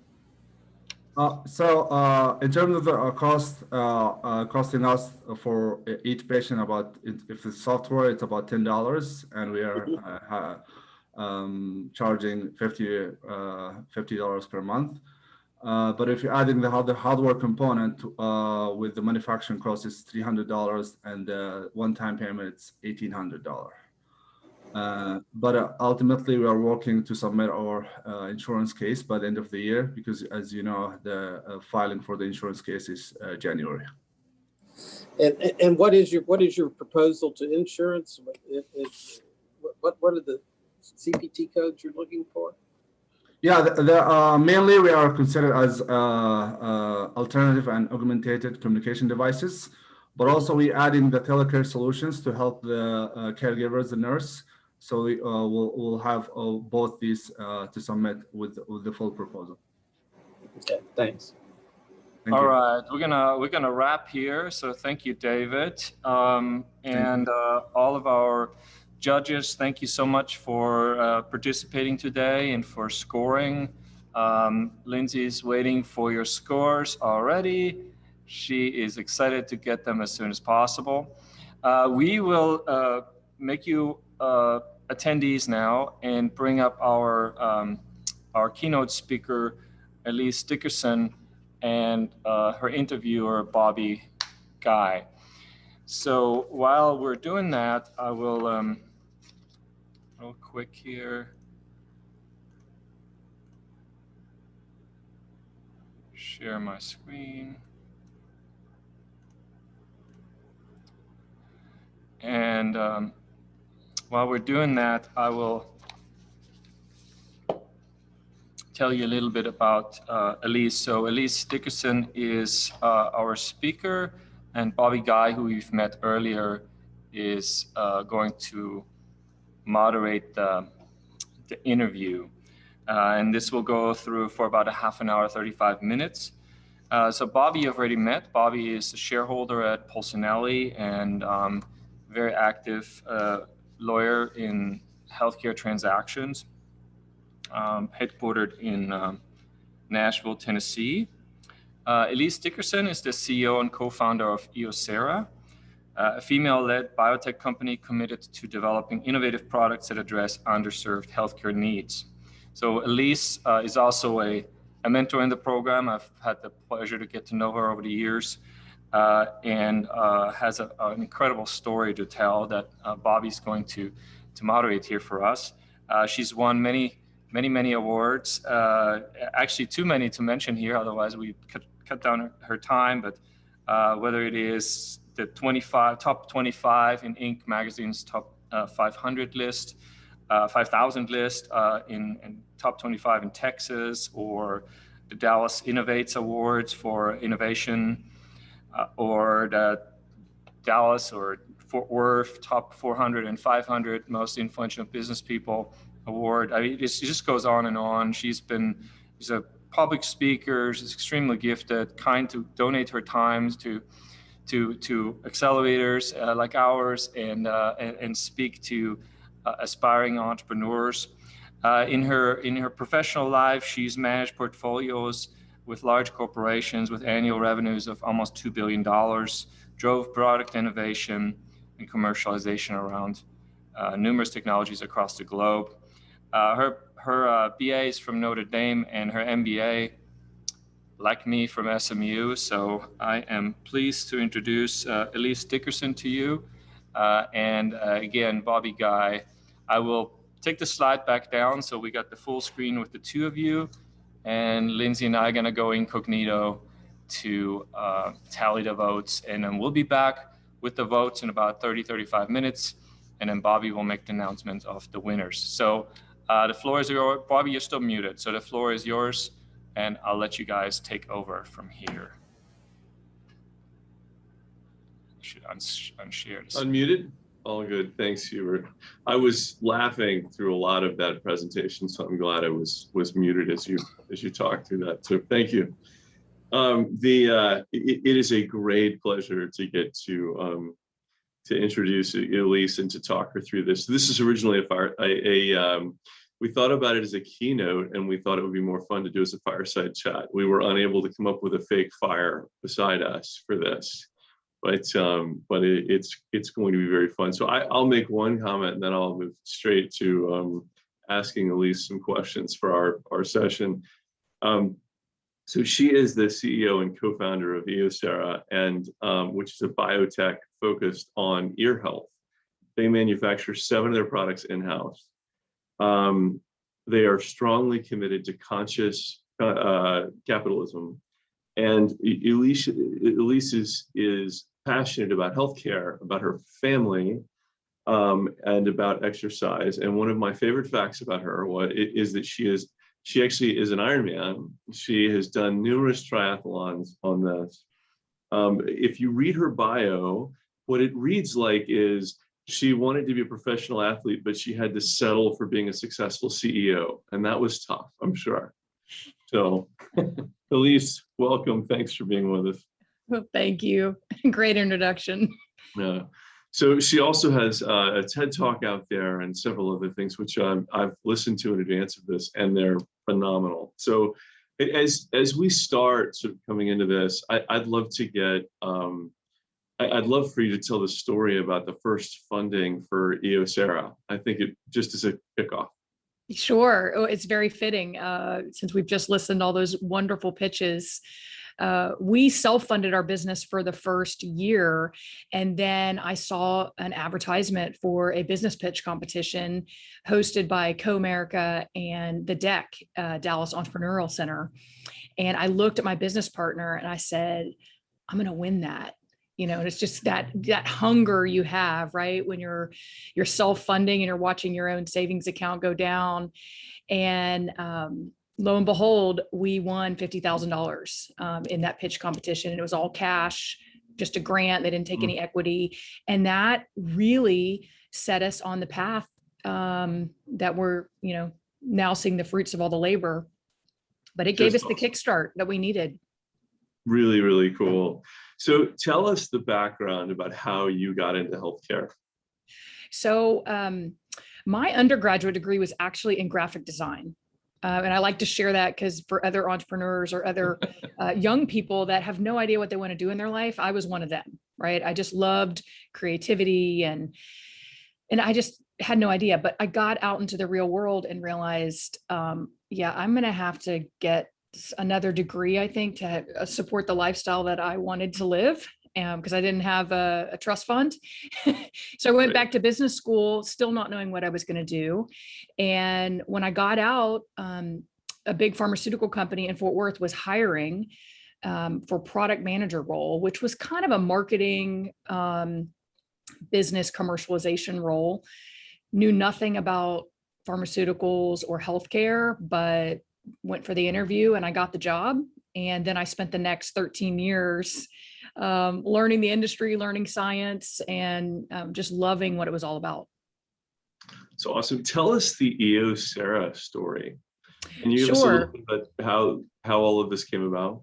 So I was kindly asked to leave a company, which I know many people probably listening have either been let go or fired at some point in their career. And, I always tell business professors that I think you should teach that you are probably going to be let go at some point, and you just gotta, make lemonade out of lemons. And so that's really how EOSera was born. One of my colleagues who was an R&D at Alcon, he was let go at the same time. And we put our heads together and we said, you know what, we can do this. And we spent the first 3 months really just talking to doctors, trying to understand. We had a bunch of ideas, but we weren't sure which product or category we should go after first.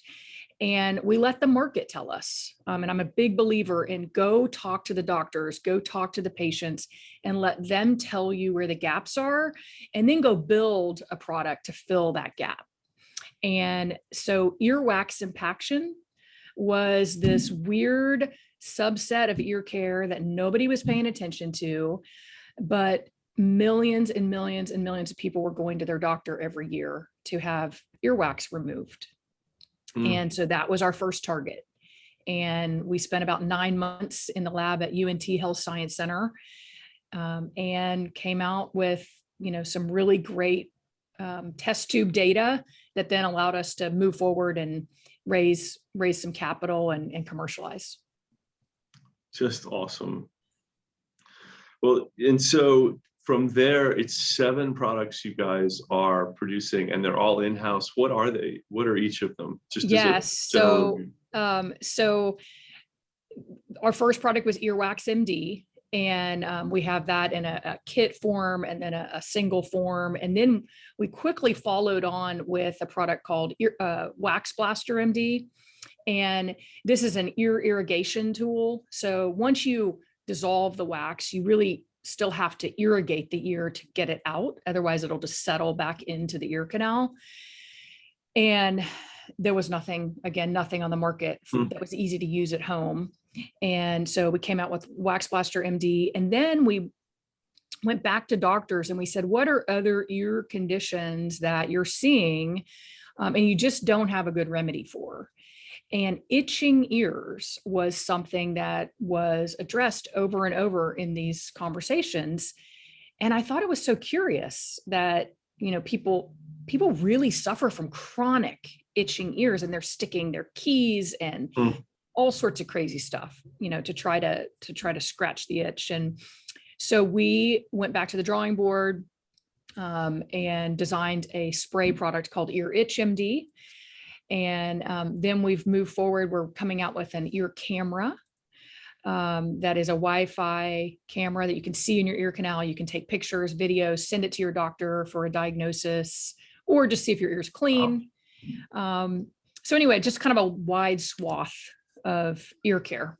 And most people don't go through the process of manufacturing at home, right? In their own, you're in Dallas. And so, and you're doing your manufacturing in-house. I was pretty surprised by that. I think it's awesome. So we started let me tell the quick story. The first retailer I pitched to was CVS, and the buyer said, you can have 10 minutes. You know, I was a nobody. They didn't know my company. They didn't know my product. So he was not going to give me a full 30-minute time slot that he would normally give a company. He said, you got 10 minutes to sell me. And so you can imagine how hard I worked on that pitch. And I asked him to take our first product, Earwax MD, in 2,000 stores to test it. And I left that pitch with an order for 8,000 stores. Yeah, so way more than I thought. But he saw the same need that I saw in the category. And so it was this panic moment because we didn't even have a manufacturer at that point. I'm out selling a dream, right? With nothing to back it up. Graphic design, selling. Hey, whatever, but I'm going to make it happen, right? So we found a contract manufacturer in Florida, and we worked with them for the first like 80,000 units. But we quickly learned that, you know, when you contract something, you don't have control over the quality, over the timing, over the price. I mean, you're a slave to them. And we had no idea what the projections were going to look like. And so we pretty quickly pivoted, and we had a great advisor that said, look, you guys can do this. I've run a manufacturing, business before. You can do it. And so it really took her, telling us, all right, it's going to be hard, but you'll figure it out. And we did. That's just great. So talk to us a little bit about your leadership style, right? I mean, it's so interesting to hear you say, okay, so I'm a graphic designer, and you decide you're allergic to poverty, right, is what happens. And then, so you move then into the healthcare industry, and you get let go from a job, and you move on with this. I mean, those experiences have got to instill in you a real sort of leadership style. I'd love to know how all of that comes about and what it means for you as a leader, and then as well with your conscious capitalism approach. Yeah, so they definitely go hand in hand. I have seen good leadership and bad leadership throughout my career. And I've worked for some amazing people, and I've worked for people that, just sucked everything out of my soul.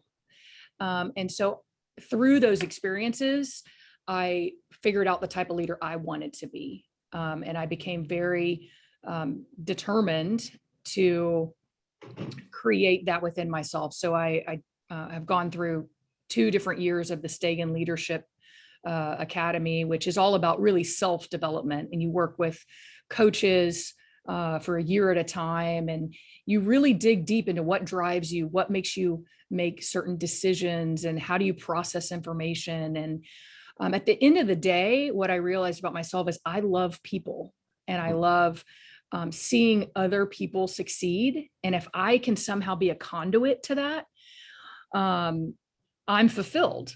And so the conscious capitalism plays into that, and that I feel like business should be a force for good in the world. And it is, I'm absolutely a capitalist, but it can't be at the expense of everything else, right? And what I'm seeing in big corporations is they've lost the human element to business. And it's all about, what have you done for me lately? What dollars have you delivered this week? Not even this quarter anymore, right? It's, and employees and people are the engine of the company. If they're not inspired and encouraged, the company's, doomed ultimately. So our whole business model, the fabric of our company, is about people, whether it's our investors and the way we communicate and are very transparent with them, the retailers, our employees. We put them at the center of pretty much every decision, and we say, how is this decision going to impact all of our stakeholders? And it's led to some very difficult decisions, but it's also made the decision process easier, because usually it's pretty black and white, when it comes to the hard decisions. It feels to me like in our society, to tie to that, one of the things that's happened over the past 50 or 60 years is we've become much more transactional with our employees and our corporate culture, and much less relational. And you're sort of moving the other way on that within the company. Yeah. I believe in hiring talented people. I don't really care what their background is. If they are smart and driven, we can teach them what they need to know. And it's just so cool to see them accomplish things that they didn't think were possible. I mean, and that's the story of my life, that, I have achieved things that I never imagined I could do. And it's been with the help of other people and mentors and, great bosses. And so I want to give that back, tenfold. So as an entrepreneur, tell us a little bit about dealing with failure and how you continually sort of rise to the occasion to come back and do it again. So there are those days where, the mountaintop days where you jump out of bed, I'm sure, and are like, oh, this is going to be great. We're going to knock this out. And the other days where, you can't get out of bed until somebody brings you a cup of coffee, would be my assumption of how this goes. What is it for you, and how do you deal with failure? Yeah. So don't be an entrepreneur if you can't deal with failure, because we pretty much fail every single day, right? And by the way, my ears itch too. Yeah. Well, I got something for you. Right. Yeah. Failure is one of those things that what I figured out through some of my self-development was fear is what holds most of us back, including me. And fear of failure is one of the biggest things in business that holds leaders back. And so once I figured that out, and I could kind of, I got to a point where I was writing down what I was fearful of in the business, right? So I'm fearful of losing an account. I'm fearful of a product failure. And once you put it on paper and you figure out, okay, all of these things, you can maneuver around all of these things. And so I'll give you an example. We were flying high beginning of 2020. Like, we've been doubling revenues every year. We've been profitable since year 2. Like, we were walking on sunshine, right? Yeah. And then all of a sudden we get our FDA inspection, which is going to happen every 2 years as a manufacturer. And we thought we were ready. But the reality is, as a young company, you don't know what you don't know. Mm-hmm. And we got hit with a warning letter. And it is the most devastating piece of paper you'll ever receive in your life, other than a termination notice, which I don't know, FDA might be worse than a termination notice. And it was a crisis moment in leadership where I had to decide what kind of leader I was going to be. Was I going to crumble? And because everybody's looking at me for what we're going to do.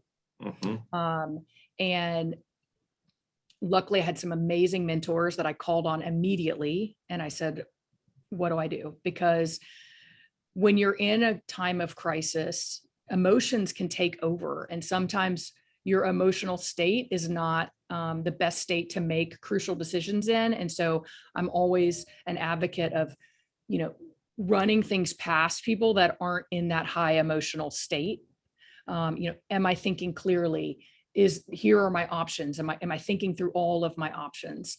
And ultimately we decided, it was a voluntary, but we decided to recall a couple of our products because it was the best thing for my employees, for my future relationship with FDA, for the future of the business, even though it cost us, a fortune, literally a fortune.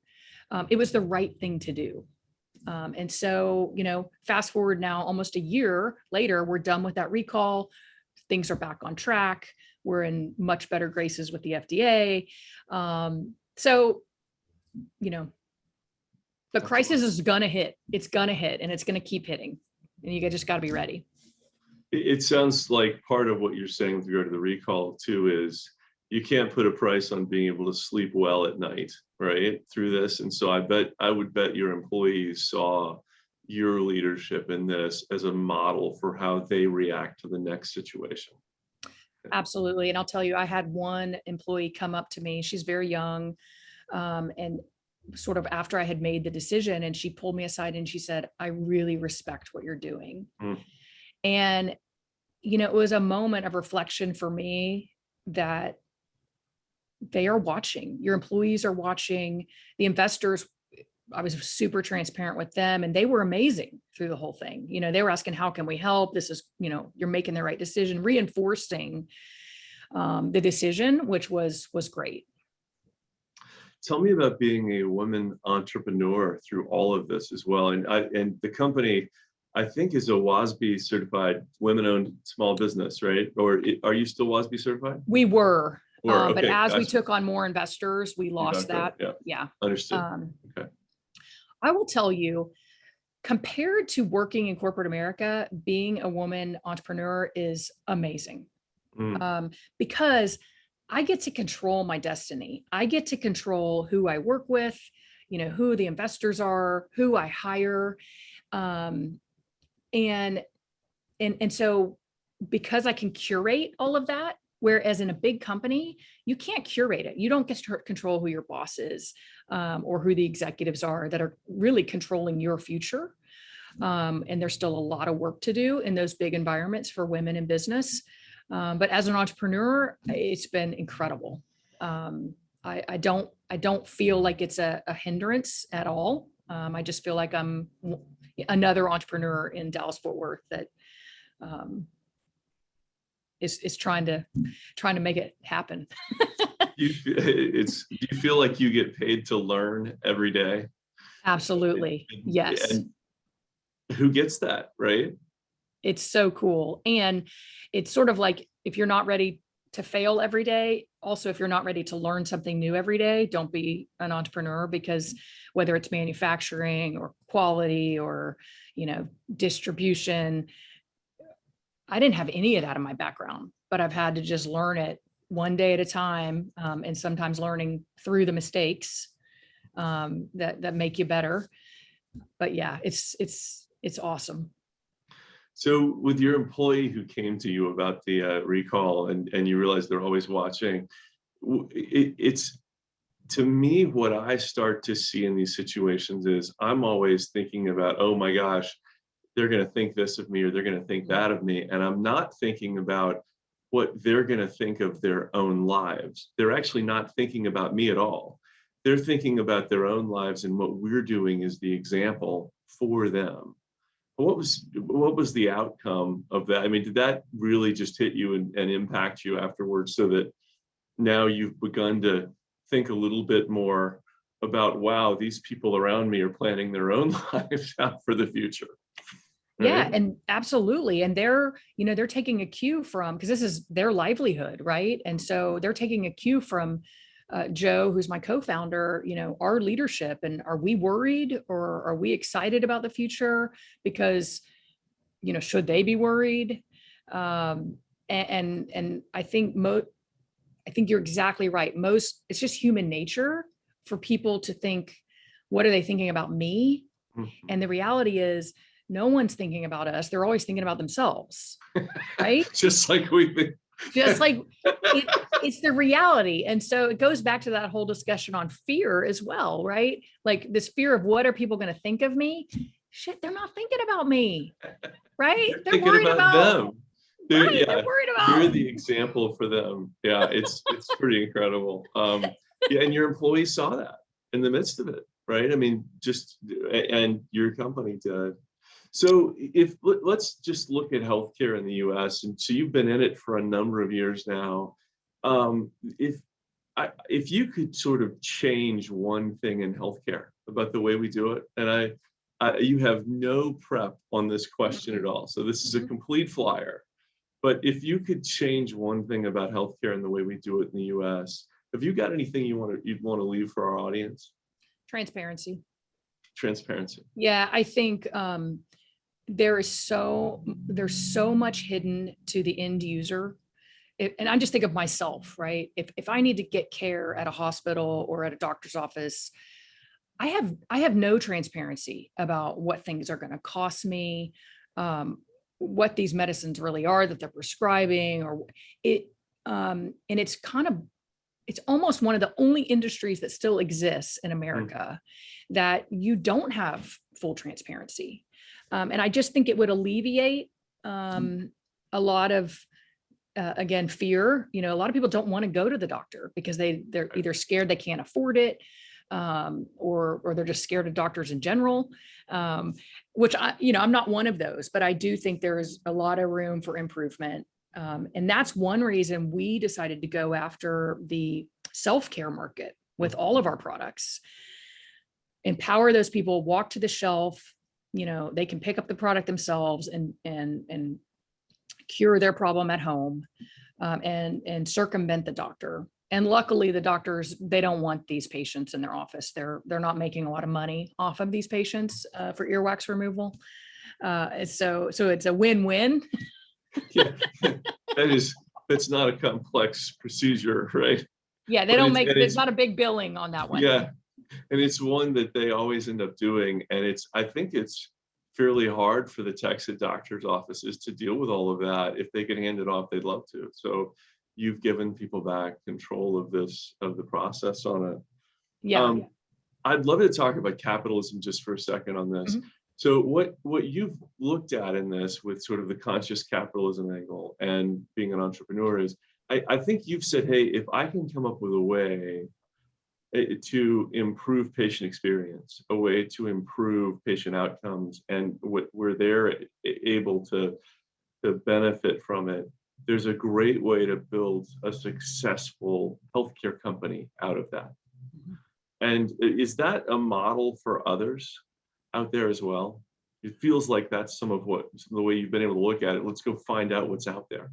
Absolutely. Yeah. And I can tell you, like, we're about to branch out into the nasal category because it's another over-the-counter market, self-care that, millions of people are suffering. There's not a lot of good remedies for their allergies and cold and, their sinuses.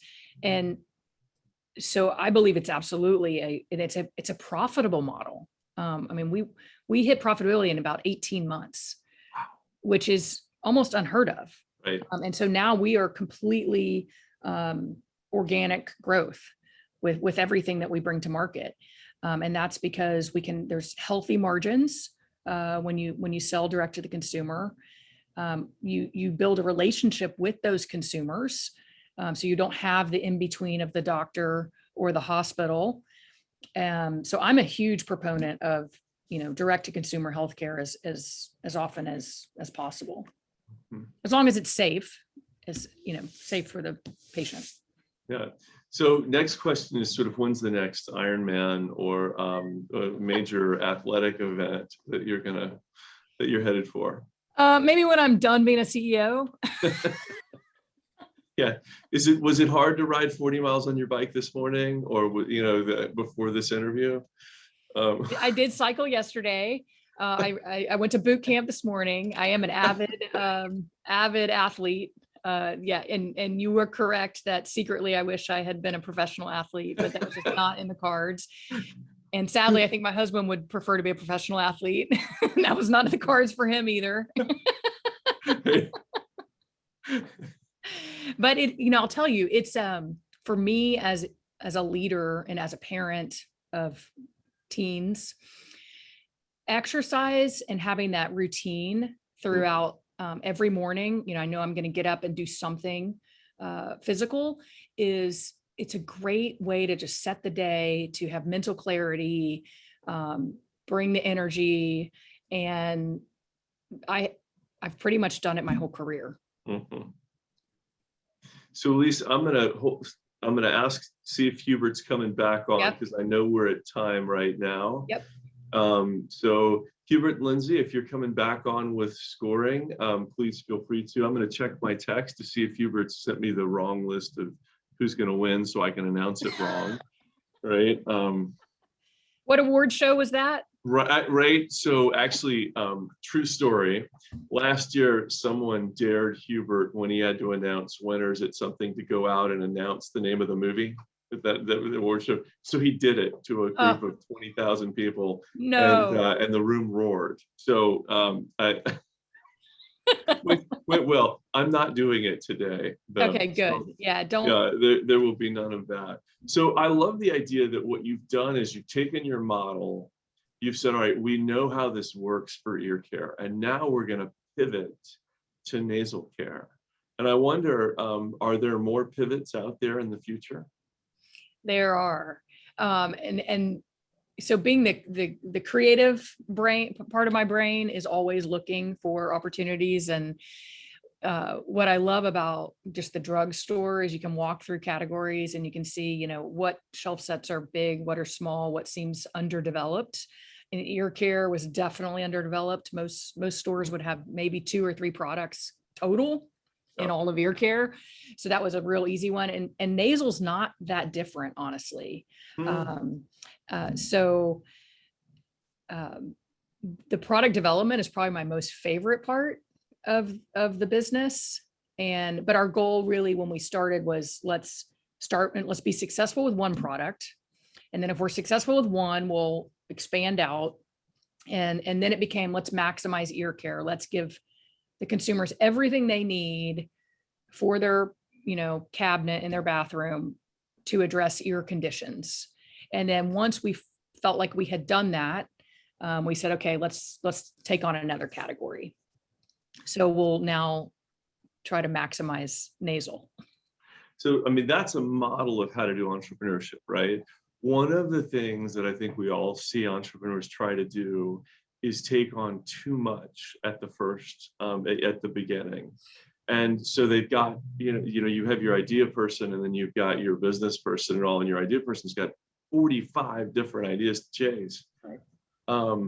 What sort of advice do you have for people about being able to find the best one and to limit that down so you don't end up so diffuse?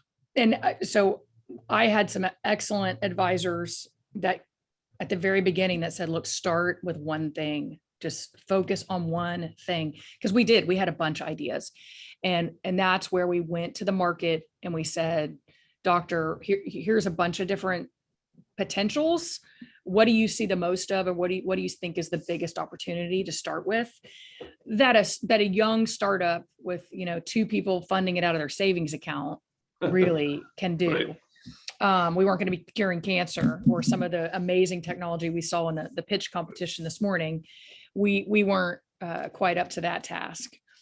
But I'm so glad that those advisors told me to stick with one thing. The other amazing advice I got was it's always going to take twice the amount of money you need and twice the amount of time you think. And they were right. Like, I said, I'm only going to need $600,000 to launch this company. And they're like, double it. And I'm like, I don't need double. And lo and behold, yes, I did need double, and I raised double, thank God. So listen to smart people. That's what I'll tell you. Listen to smart people, because they're giving you advice for a reason, probably because they've seen it. They've seen it too many times. So yeah. I think we're going to see a strong boom in entrepreneurism over the next 20 to 30 years in the arc as we go. Because if you look at the way, this is one of the things we've been thinking about and talking about on the podcast here recently, if you look at the way that the US has evolved for healthcare, right? Especially we have employer-sponsored healthcare in the US, but essentially healthcare has priced itself out, and the employer sort of full-time compact is broken down over the so all of those sort of big corporate jobs, there are lots of them left, but there are a whole lot more people who don't fit that role that I think are going to be out there on entrepreneurism, and it's going to be a very interesting piece to see them try to stick to things. Did you find that on your product you had to pivot some as well? Oh. Like you thought it was going to be this, and it ended up having. We had to pivot not only on manufacturing, but we pivoted on the packaging. So the container, enclosure. We pivoted on the first set of labels that on the bottle. All the bottles have a little label on them. Well, the first set of labels that we bought weren't waterproof. And imagine, you're going down a fill line and they're going to get some liquid on them. But again, I didn't know. I had never ordered labels before. So we pivot, again, pretty much like we fail, we pivot pretty much daily. I think it's awesome. And I don't think you can really be successful without some flexibility around it, right? Somebody once told me that one of the issues is that we used to think the way to build something was to basically come up with a model and then build it perfectly and then take the 5 years to do it. The problem was by then it was already outdated, right? And so now a lot of the time what we do is we begin to build it and then we check it out to see how the response level is, and then you pivot a little bit and pivot a little bit. And I love how you're doing that as you expand across the product lines. Yeah, it's that lean startup model, that you don't need a perfect product to launch. Right. You just, look, I didn't even really have a product when I sold it into CVS. I had an idea, but it makes you quickly, refine, produce, refine, until you have something that works. Yeah. So as you talk about lean, the Lean Six Sigma, I think I'm call it a mediocre second Omega or something in that group. So it's very important on the entrepreneurial side. The lawyers are not so much Lean Six Sigma. So I think at least that you have a hard stop at 12:35, and I want to make sure that I respect that. I've actually got you 3 minutes past it. That could be 3 products late, right? So I want to make sure we get you there. So thank you so much. Feel free to go ahead and sign off, and I've got the audience, and we'll talk them through. Oh, and look, Hubert's back. Magic. He magically appears. This is just in time. Elise, thank you so much. I'm literally, Bobby, you tell a joke, I'm gonna pull up the PowerPoint. We are. My stand-up routine is not so strong. Elise, you were phenomenal. Thank you so much for being with us. Thank you so much.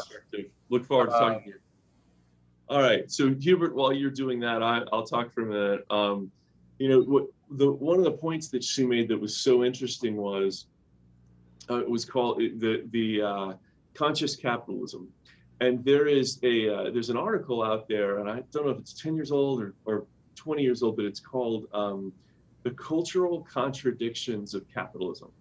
And it's really interesting because what it talks about when you look at the cultural contradictions of capitalism, talks about how a lot of the things that lead to the consumer freedom and to the freedom of choice in capitalism also begin to undermine capitalism itself culturally, right? And so it's a very interesting thing to see. And what Elise is talking about doing conscious capitalism, right? relational capitalism with the people that you're working for, trying to make a difference in your community, trying to make a difference in healthcare.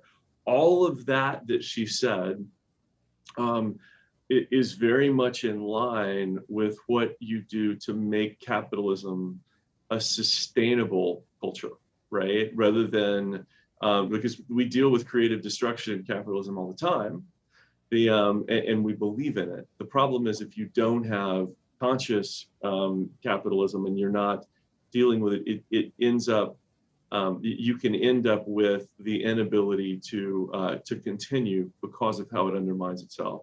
So fascinating to talk about.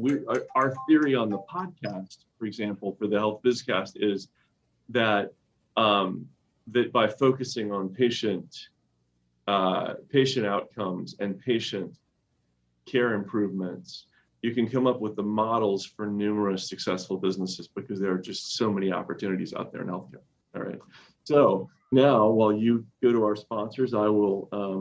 Well, again, you have a text for joining us. And yeah, Bobby, no, you got a text, so you're gonna grab your cell phone and you will see. Don't read it out loud right away. Don't read it out loud. You will see a text from me. I hope I didn't text to the wrong person. It looks like you sent it to the New York Times. Is it? Because I don't see it. No, I'm just kidding. I've got it. So. Okay. So when you're ready, you can. Let me explain. There's a 4th place winner this time. There was a tie, and so we got the 3rd place was split into 2. So you're going to start off with the 4th place winner, and then I'm going to have the corresponding slide ready to show what they have won. Again, for everyone that was participating here today, by far the most important thing you could have won was being in front of this audience, also a video that will live on YouTube, and being in front of investors that are writing real checks right now all the time, and people like Bobby and others who are not just investors, but also connected to so many health systems, and then also health systems leaders and healthcare companies of any kind. So this is the true prize, and that prize, every single one that was pitching here today has won. Now we do have a 4th, 3rd, and 2nd and 1st prize, and there will be additional things that you win. So with the drum roll, whenever you're ready, I will, you take the mic. So 4th prize. 4th prize goes to Riopia.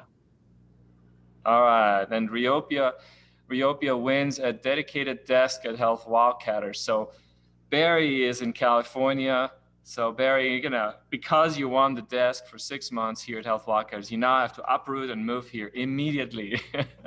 But no, you have a 2nd headquarters here, a 2nd home, and you won that. Most importantly, bragging rights. So go ahead. Or Barry will ship you a desk, right? We'll ship, like, can we, okay. All right, 3rd goes to Vigilant. Vigilant, okay. So Vigilant was actually a gentleman that Fox, who on the fly moved from one computer to his backup computer. Who has a backup computer running? So that's incredible, and was able to deliver. And he wins a round-trip ticket on American Airlines in the continental United States, courtesy of American Airlines. All right, 2nd place goes to Steadier. Yeah, Steadyware. Steadyware, sorry. Congratulations.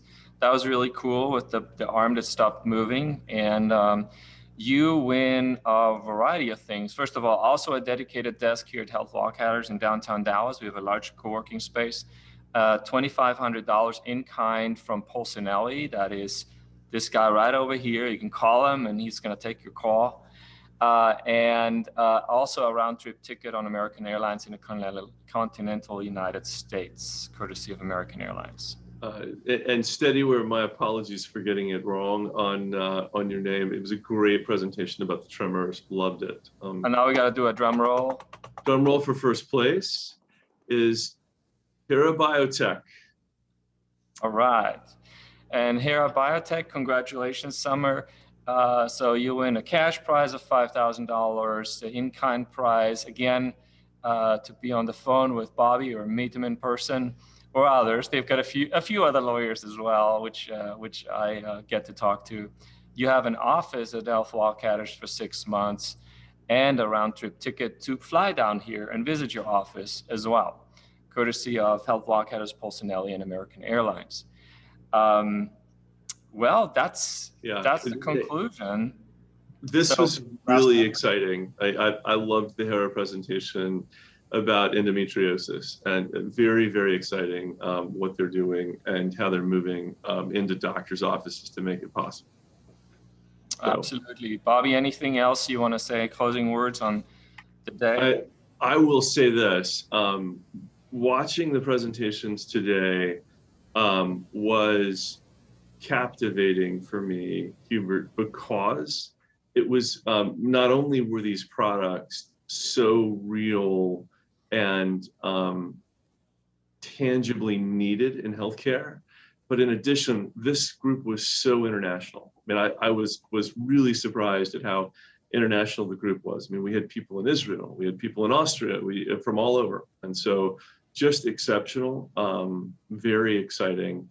And I'll throw out an invite if anyone's interested for an interview on the 10-Minute Health Bizcast anytime that participated today, because I'll tell you, everyone that participated today, I listened to every single presentation from beginning to end. It was fascinating. So thank you.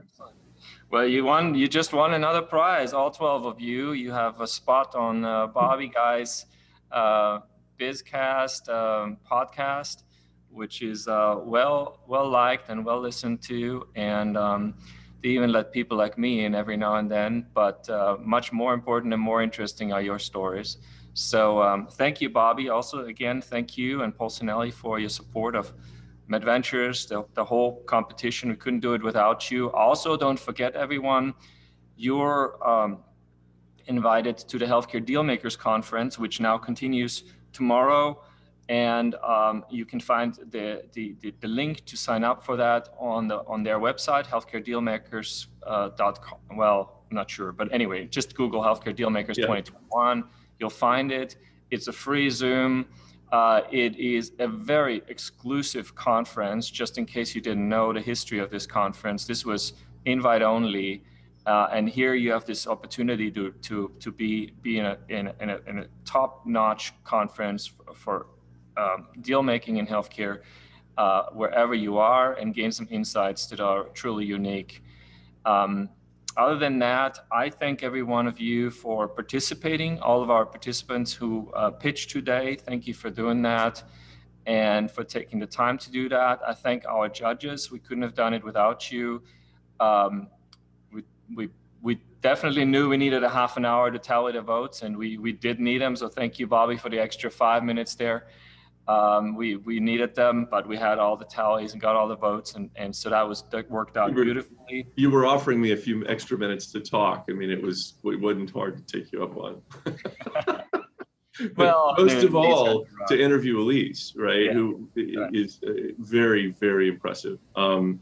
So the other thing I will say is tomorrow we start at 10 o'clock Central Time, so 11 Eastern, 8 Pacific.